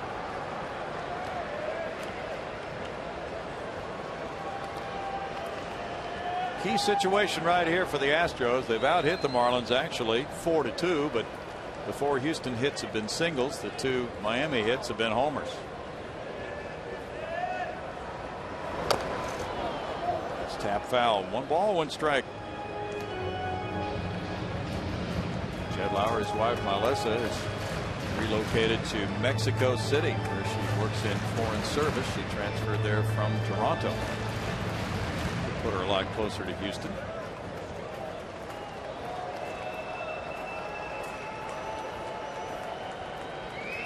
Oh, he's been something for the Astros this year. If he comes through here, it'll be just another indication of how much he's done for this club. Little chop goes to first. Sanchez taking it for the 2nd out. Runners move along to 2nd and 3rd for Carlos Lee. Sanchez. Back-to-back changeups there to Lowry. Fooled him both times. He's got a dandy of a changeup, much like Zambrano, so effective with the split finger pitch last night. So up to Bio now. There's a big opportunity. A single. Likely scores 2 and ties the ball game. John Buck goes out. First base open here. Travis Buck on deck. Carlos Lee is hitting .393 this season with runners in scoring position. Los Caballitos hoping that he can continue and add to that total. He's 11 for 28 with men in scoring position.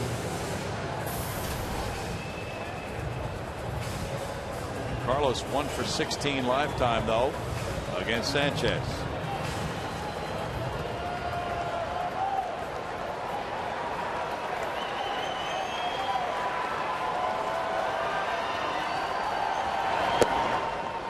That's strike 1 call.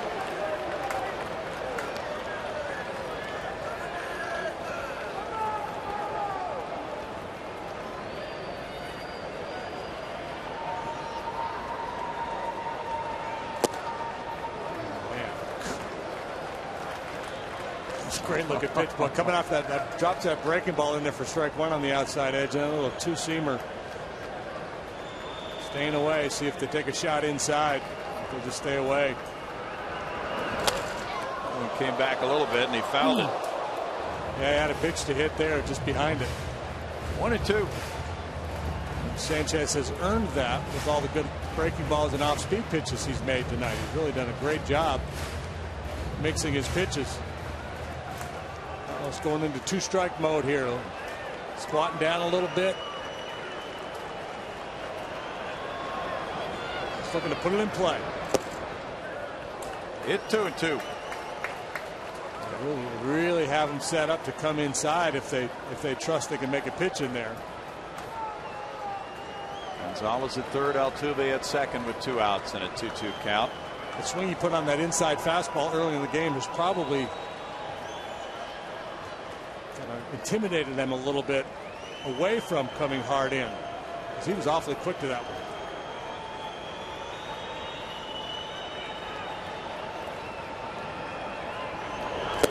Way out, and it's 3-2 now. This may be a don't give in situation to the proven RBI man with the base open. 83 pitches. Right-handed hitters are hitting 159 against Sanchez coming into this game, compared to lefties 262. Carlos reached for it and fouled it back. Well, he's paid to drive in runs, boy. He's pretty much assuming that they're not going to come in, so he's looking away, and he reaches for that changeup off the plate. An eye towards poking it into right there to drive in a couple. They would have done it.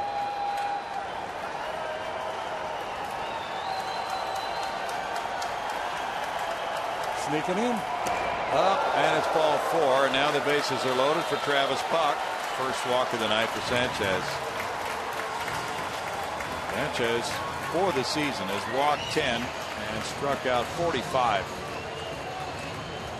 He's got very good control. That walk there was simply a case of not wanting to give in. It was really a fun sequence to watch as he continued to expand out. Carlos reached out to try to get that one changeup, and then it's hard to get a swing at that fastball in after all those pitches away, because the hitter, if he's looking away, he's just, you're going to lock him up, and unlikely you're going to get a call on an inside fastball there unless you just make a perfect pitch. Randy St. Clair, the pitching coach, made his visit. Now bases loaded, and Travis Buck. Big opportunity for Travis, who's on a 3-game hitting streak, to get the Astros on the board, maybe even grab the lead. 333 is his career average with the bases loaded. 0 for 2 this year. JD Martinez on deck.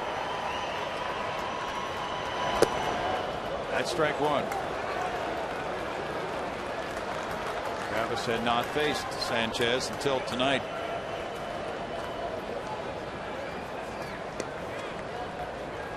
Astros are 9-7 at home this season.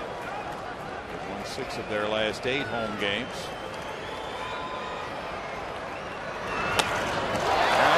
Backhanded there, drop, and recovered, and thrown away.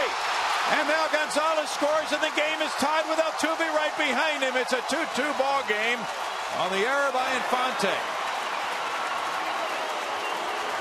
The Astros catch a break. Infante didn't pick it up cleanly, and then he threw it away. He had about 3 chances to make that play and never could get the handle, and then made the errant throw. What a break for the Astros. Relatively routine ground ball to second base, clanked, mishandled, misfired. 2 runs home. Anibal Sanchez let down by his defenders in this inning. The inning started on a base hit on a play that probably should have been made by Hanley Ramirez at third base, and now Infante with a huge error. And now with another chance for JD Martinez to drive in the go-ahead run. In fact, he was charged with 2 errors on the play. And now Martinez, who struck out twice, tries to give the Astros the lead. That's strike 1. And Carlos Lee advanced 2 bases, as did Altuve on the double error. E4 squared if you're keeping a scorecard at home. That's got to hurt Sanchez big time. And this looper into right field is caught by Stanton on the run. 2 runs scoring for the Astros on 2 hits. 2 errors, 2 left. It's 2-2 after 6. Big 2.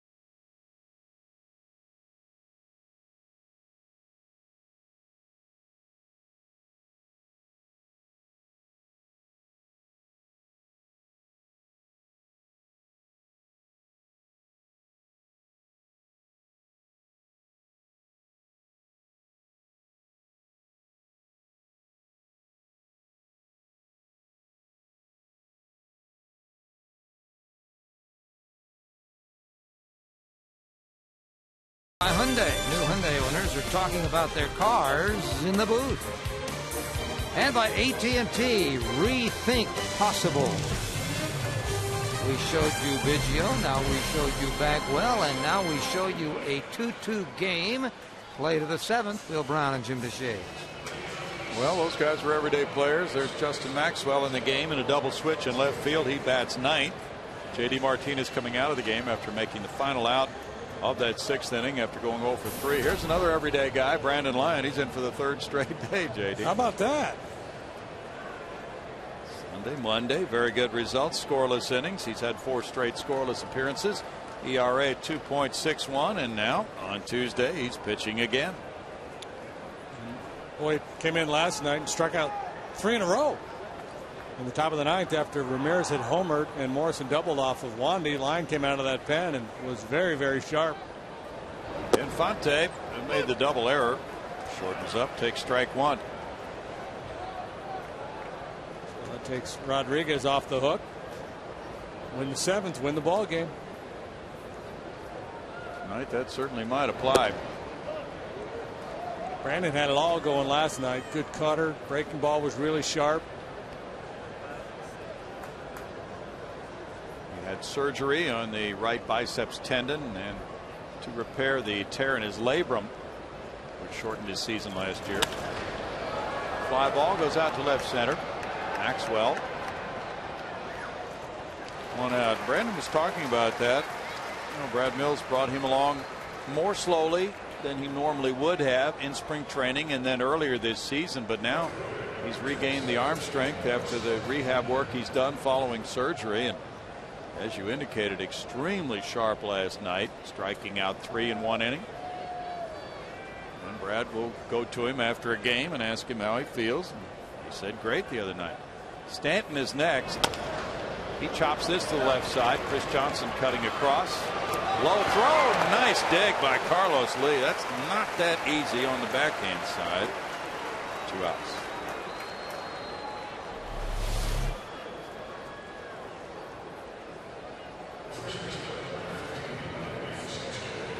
Left side of the infield, they're making Carlos earn it tonight.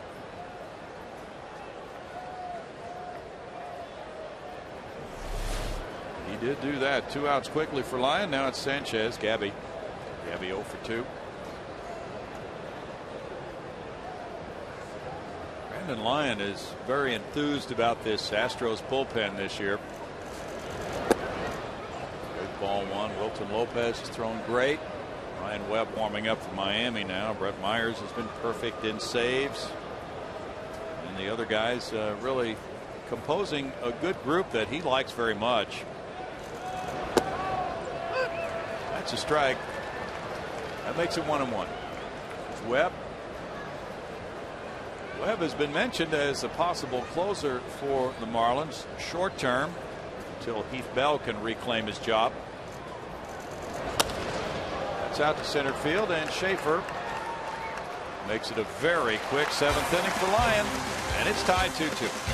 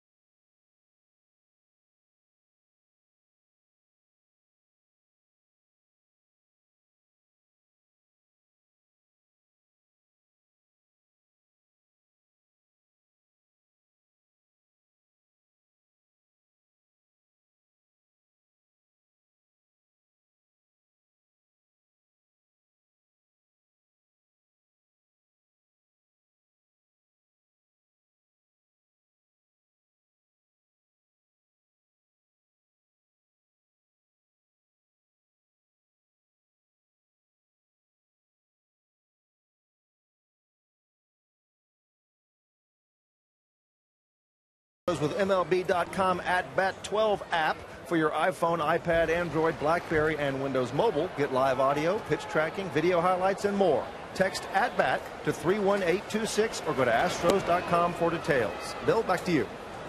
Thank you, Bart. There is Chris Johnson taking ball one. Bottom of the 7th inning. Fans have had their stretch. It's a 2-2 ball game. Brand new start for the Astros. CJ 1 for 2. And it's 1 ball, 1 strike. Anibal Sanchez due up second in the 8th inning for the Marlins. Castro's on deck, and then Maxwell due up third for Houston. This is a high one to right field, chasing Stanton back. Stanton at the warning track. That's out number 1. CJ strong enough. He got beat by that fastball, but still almost rode it out of here. He was a little late getting to that one, but still hit it fairly deep to right field. Castro has struck out looking, and he's grounded to second base. Both the Astros runs in the 6th inning unearned on the double error by Infante. Strike to Castro. Pirates walked off on the Nationals tonight. The Nationals got a 2-run home run from Adam LaRoche in the top of the 9th to take a 4-3 lead, and then Rod Barajas with a 2-run jack in the bottom of the 9th to win it. You know who was in for Washington trying to save it? Henry Rodriguez. Okay. It's about 14 of the 30 major league clubs that have either lost their closers through injuries or they've taken the closer out of that job since the season started. Whoa, that bat gets away. And the Nationals are one of those without closer Drew Storen has been out with an injury. And Brad Lidge has been sidelined too. Getting the black shirt. He got whacked.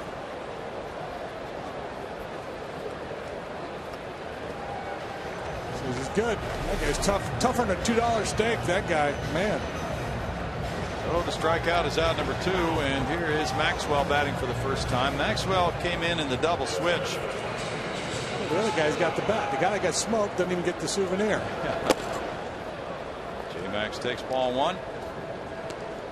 Justin, a .290 hitter, 9 hits and 31 at bats, including a homer, 4 runs batted in. He's 3 for 12 pinch hitting. This is not a pinch hit appearance. But the idea is he's coming off the bench quite a bit, so he's getting into that routine. He's had 31 at bats in 23 games.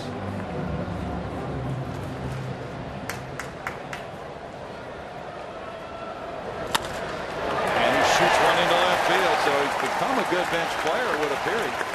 He's had limited opportunities previous to this year in the big leagues, but looking like a good National League style player, JD. Well, yeah, he's such a good athlete. He can do a lot of things for you.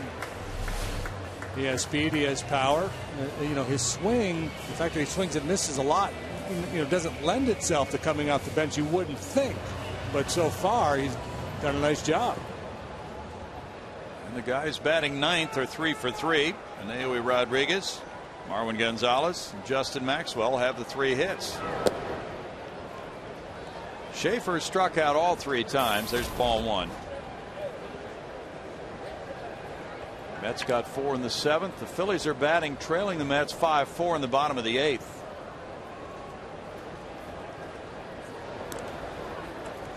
Jordan struck out his first 2 times up swinging and then was rung up.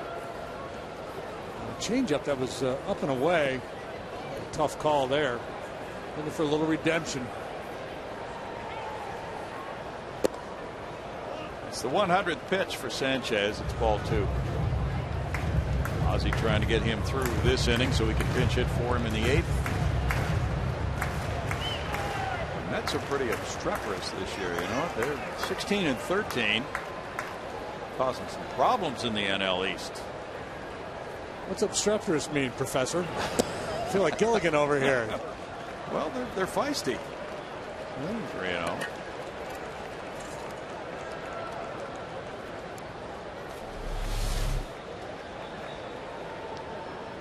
Inside to Schaefer. Now, as the throw goes over to first on Maxwell, Schaefer will get a 3-0 pitch. I'll be taking all the way here.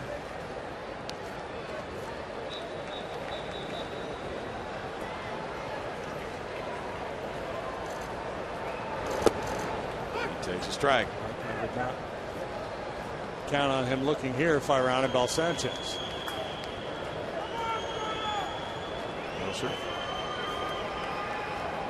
Wilton Lopez is at work for the Astros.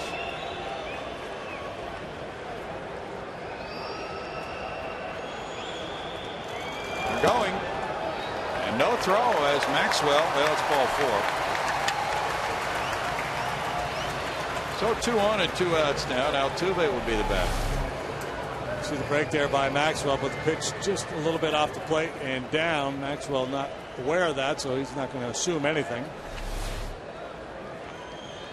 Well, Randy St. Clair is going to try to get this one more out from Sanchez, and Altuve is the batter. He reached on an infield hit and scored in the 6th inning. He's 1 for 3. Randy Choate and Ryan Webb are at work in the bullpen. If they do want to make a change, this will buy some time for those guys to get a few more warm-ups in.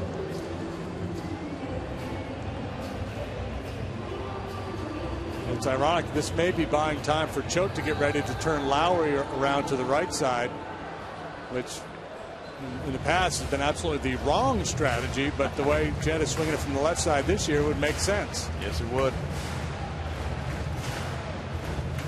Well, tough to take Anibal out of the game. He's given up 2 unearned runs. He has not allowed an extra base hit. He's walked 2, fanned 8. And they have a chance to make him the winner. They'll pinch hit for him in the 8th inning if he gets one more out. And Altuve has a chance to give the Astros the lead. Altuve is hitting .400 with 2 outs and men in scoring position. Fly ball to center field. Bonifacio with the grab. No runs a hit. 2 men stranded after 7. Marlins 2, Astros 2.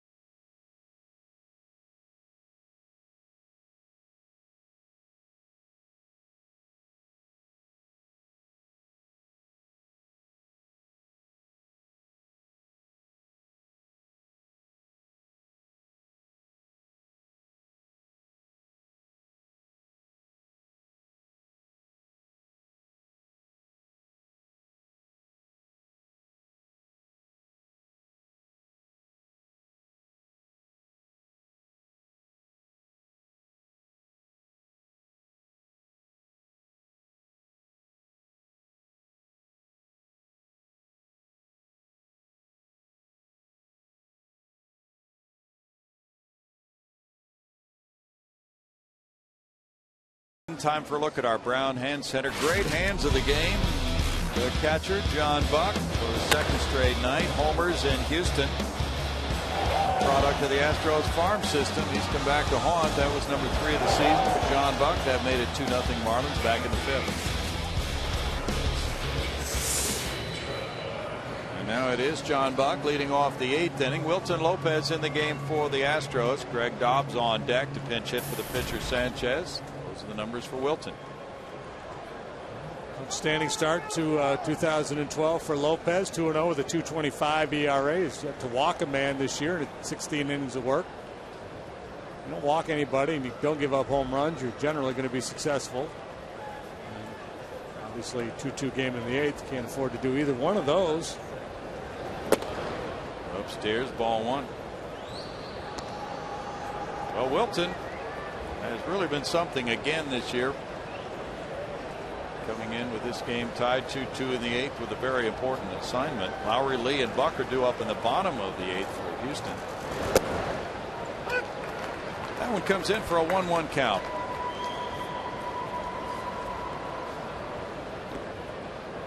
Wilton leads the club in appearances. This is number 16. He's won twice in relief to lead the club's relievers. That comes in for strike 2. And in line with a nice clean 7th inning in quick fashion.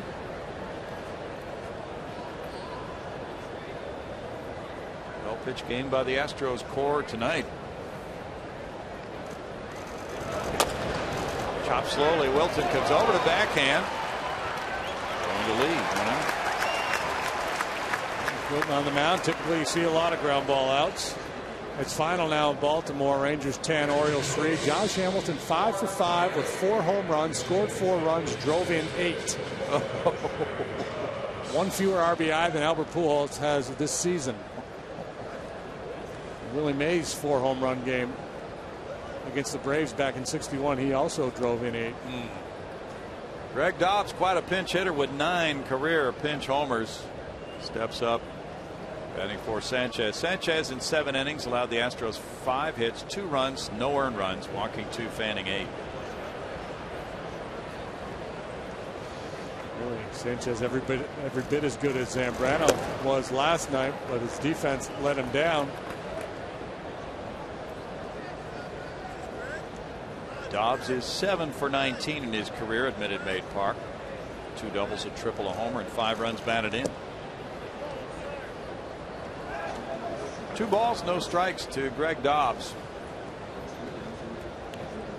14,801 to paid attendance. Actually, the number of people in the ballpark. That's what the Astros are announcing this year rather than tickets sold. The number of people here, 14,801. 2 balls, 1 strike to Dobbs. Dobbs, 33 years old. Pretty swing, but an empty swing. Dobbs with Seattle and Philadelphia prior to joining Florida. The Astros drafted him when he was at the University of Oklahoma, but didn't sign him. Fly ball outside the line. Chris Johnson tracking it over by the seats. Over the shoulder attempt, but then he reached back and missed it. And it'll be no play after the long run. 2 balls, 2 strikes. Difficult play for CJ. Yeah, very difficult play. You know, if Lowry had been able to get over there, he had a better angle, but he had just not able to get over there in time. It would be fun if you were the official scorer, though, just for fun to flash an error on a play like that. See what kind of reaction you got from the player. Throw a little E5 up there on the board. See what kind of look you'd get. You've seen guys glare up to the press box after those calls before. And then have control of the board and put just kidding. That's good stuff.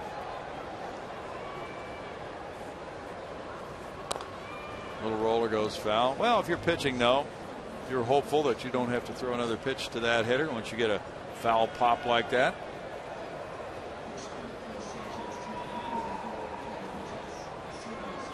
Ball Sanchez threw 104 pitches, 70 were strikes. Very high percentage. When you're pitching, you want everything caught. Yeah. You want balls brought back out of the seats in the outfield. You want 12 outfielders out there. Short fielders, long fielders. Punching line drive, and that's in for a single as Dobbs just punched it to left field for a 1-out pinch hit single. Pretty impressive swing of the bat here by Dobbs, with Lopez throwing those sinkers moving down and away. I mean, that is just unbelievable batsmanship there. It's Carew-like. Is it Greg Dobbs or is it Roy Hobbs? Yeah, that was well done. He's aboard, and that's hit number 3 for the Fish. Jose Reyes is 0 for 3. Chris Johnson in tight at third. Reyes hits one on the ground. Altuve with a flip. Lowry across. Out at first. 4-6-3 double play. Sends this game to the bottom of the 8th. Tied 2-2.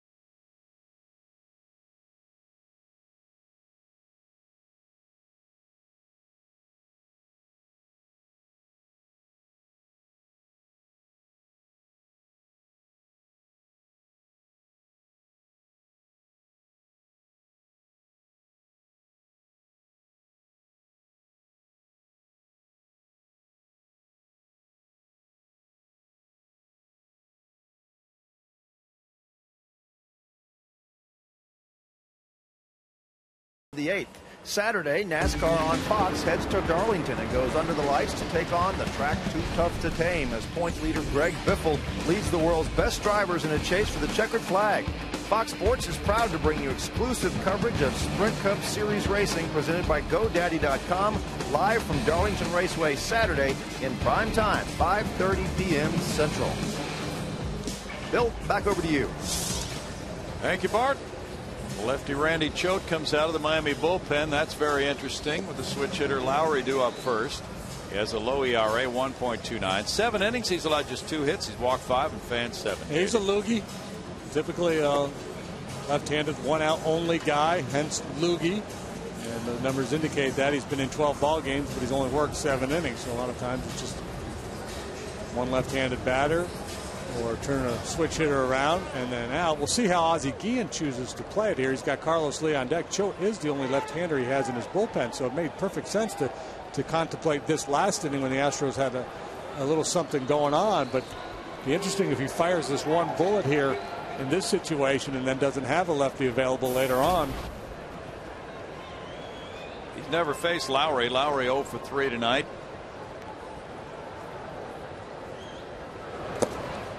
And it's ball 1 to Jed. And Webb still throwing in the pen, so he'll likely come in for Carlos. And then the lefty hitting Buck would follow Carlos. Fly ball right field. Let's see if this is deep enough. Stanton's running out of room, leaping at the wall to rob Lowry. Oh, so close to giving Houston its first lead.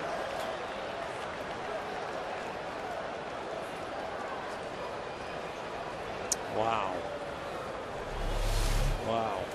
See, this goes down as what a brilliant managerial move. They turned him around and they got him out. It's Giancarlo to the wall to make the play.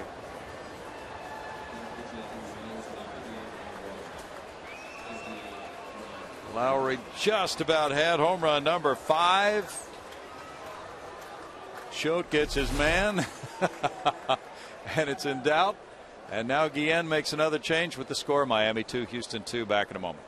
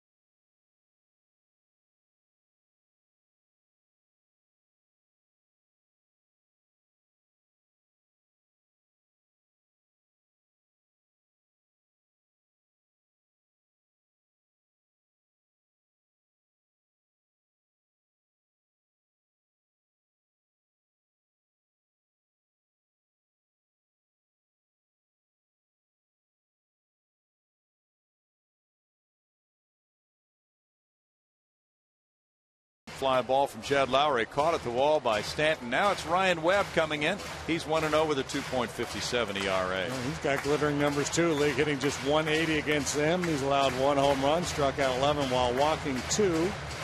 Big guy, big, hard throwing righty, sinker, slider. Carlos Lee is 0 for 3 lifetime against Webb. Webb pitched twice, both times effective appearances against the Astros in Miami. He pitched in both of the 11-inning Miami wins, and he got the win back on April 13th with a hitless inning. And then 2 days later, worked another scoreless frame, giving up 1 hit. Carlos 0 for 2 with a walk. Travis Buck on deck. And that's ball 1 to Carlos. 5 hits for the Astros, 3 hits for the Marlins, including 2 long balls. Webb is 26. He was born in Clearwater, Florida.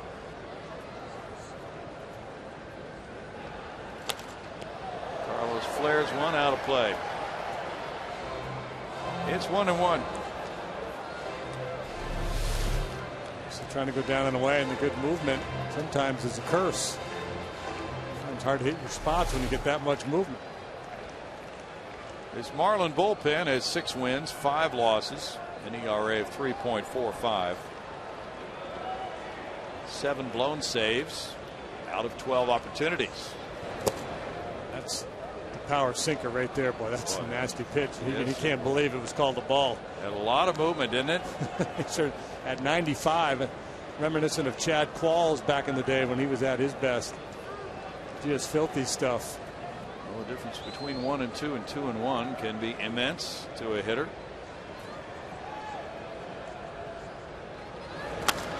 Carlos cracks one on the ground. Ramirez was playing almost right on the line. 2 outs.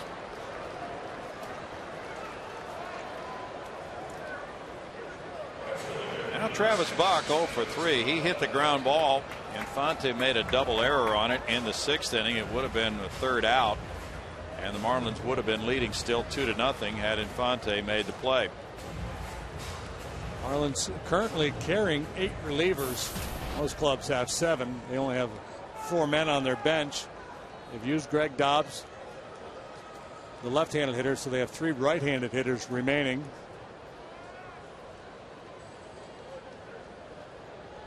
And a whole passel full of right-handed relievers.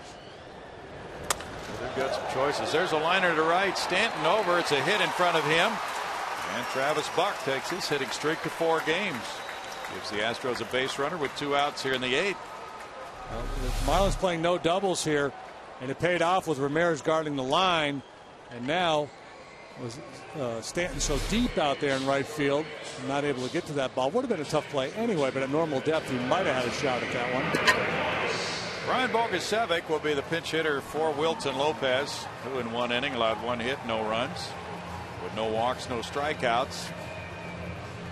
Choate was the only lefty for the Marlins. They've used him to get Lowry. Bogusevic at .221 with a homer has driven in 8. And those are his career pinch hit numbers. Very good. .311. He is 1 for 3 this season pinch hitting. Shoots one to left field near the line. Here coming over is Morrison in the corner, and that one is off the wall. And here comes a go-ahead run scoring. It's 3-2 Astros as Bogusevic gives the Astros their first lead with an opposite field double. How about the pinch hitters tonight? How about the pinch hitters all year long for the Astros? They've done an unbelievable job. And Ozzie Gant maybe, just maybe, second-guessing himself using Choate when he did. This is just the strength of Bogusevic driving this ball high off the wall in left field. Good effort by Morrison. And Buck runs well. He's not a speed demon, but he runs pretty well. First extra base hit for the Astros in 3 games. Now it's Chris Johnson. He's 1 for 3. Big swing of the bat by Bogusevic.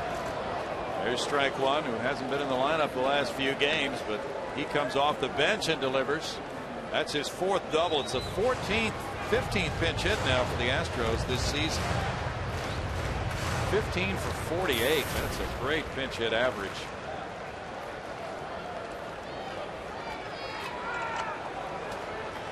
And now it'll be Brett Myers getting ready for the 9th inning. Bonifacio, Ramirez, and Morrison due up for the Marlins.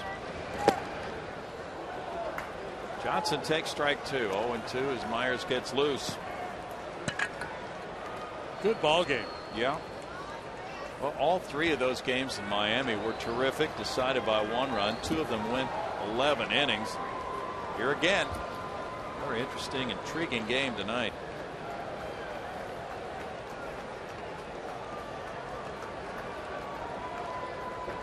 Astros have played 10 games decided by 1 run. Marlins have played a dozen. In the dirt, good pickup by Buck. 1-2 to Johnson.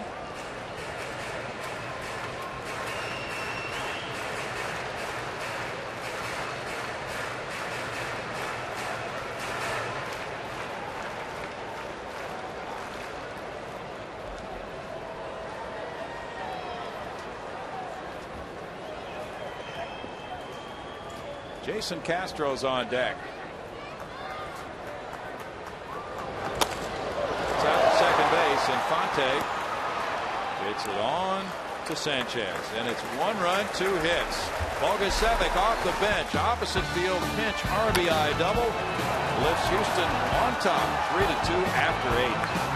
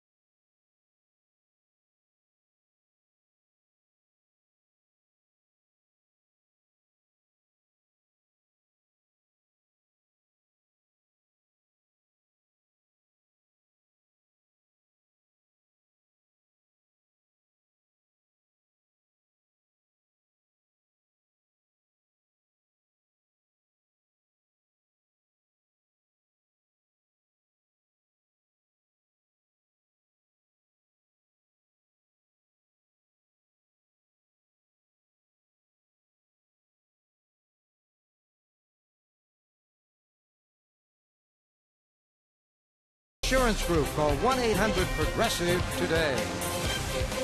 Well, the Astros have a chance to close it out. Myers on the mound, several changes. Bill Brown, what about him? Well, we have a new pitcher. The closer's in the game, and there's Brian Bogasevic, the man who could wind up with a game-winning hit.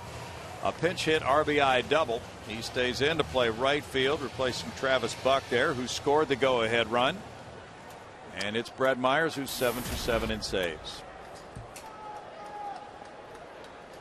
Myers comes in to face Emilio Bonifacio, who's 0 for 2 with a walk. Then Ramirez, then Morrison due up for the Fish. That's ball 1. Bonifacio stole a base, his 15th in as many tries back in the first inning. A guy obviously you want to keep off base with his ability to move around the bases. Astros are guarding the line on him. Carlos, with that left leg pretty much planted on the chalk line down the first base side. He's not going to get one between the big fella and the bag.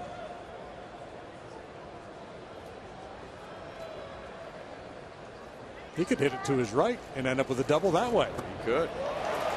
Big curve, gets a swing and a miss. 1-2. Myers has been outstanding this year. He's allowed just 1 run. It came on a solo home run in a non-save situation, just to go and get an inning of work kind of deal. So in save situations, his ERA is 0. Heath Bell and Edward Mujica are warming up for the Fish. It's 2-2 for Brett Myers, who pitched Friday against St. Louis. Got his most recent save in a 5-4 win. Oh, a splitter or something there. Just drifted up and away. Jordan Schaefer's saying, hey, that was a strike on me earlier in the game.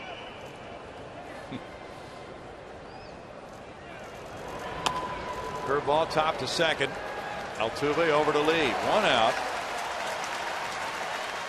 Myers saved the Astros 5-4 win in Miami April 14th with a hitless inning. Astros trying to win for the 14th time, and they would be snapping Miami's 7-game winning streak if they do it. Ramirez is 0 for 3.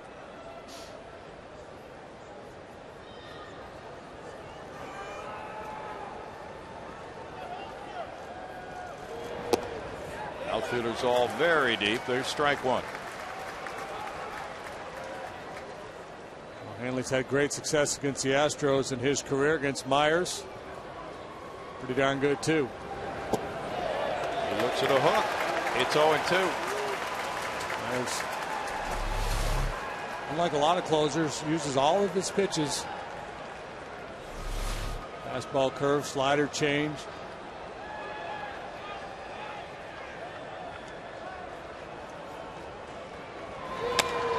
Fastball hit sharply, but Lee's there to backhand. 2 outs. And this crowd of 14,801 has seen the Astros come to life with the help of the double error in the 6th and then big hits in the 8th. Right before that pitch, we had a shot of Brett nodding his head to Castro that he wanted to go in, and Castro set up inside. He didn't get the ball in on Hanley, but he got his man. Didn't hit his spot, but got away with it. Logan Morrison is 0 for 3. Omar Infante on deck. The thing you have to like about Myers as a closer is, you're going to have to beat him with the bat. He's not going to walk guys.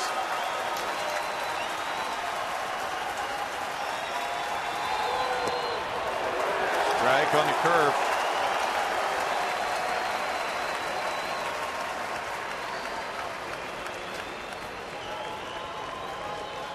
Batting average against Myers 138 when he took the mound tonight.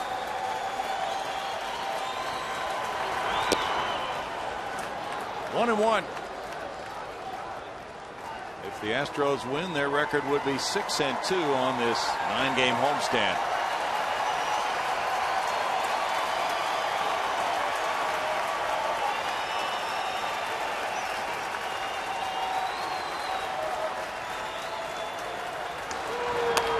Grounded up the middle and into center field. A hit for Morrison. And Infante comes up. He homered in the 4th. Infante, watching this inning unfold, probably just begging for a chance to hit here to try to redeem himself after the double error that opened the door for the Astros. Donnie Murphy's the pinch runner for Morrison. Infante has hit well against Myers. 1 for 3 with that 4th inning homer. Well, not that well. 2 for 11.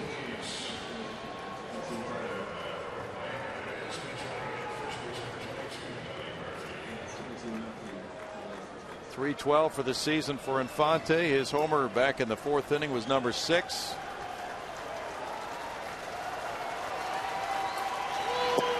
It's ball 1 to him. Stanton is on deck.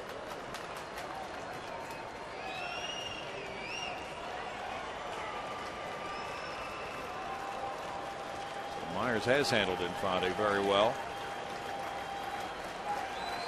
Chris Johnson close to the line at 3rd. It's 1-1.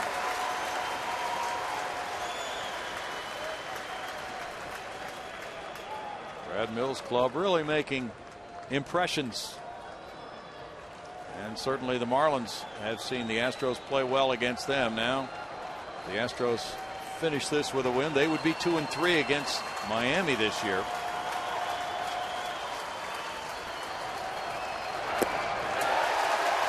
It's 1-2. Infante chasing that one. Myers fastball there, 92 miles an hour, and he's had more velocity this year than he did as a starting pitcher last year.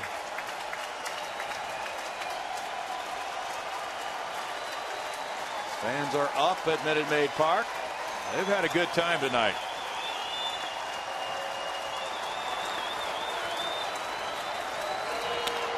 Ground ball to Lowry.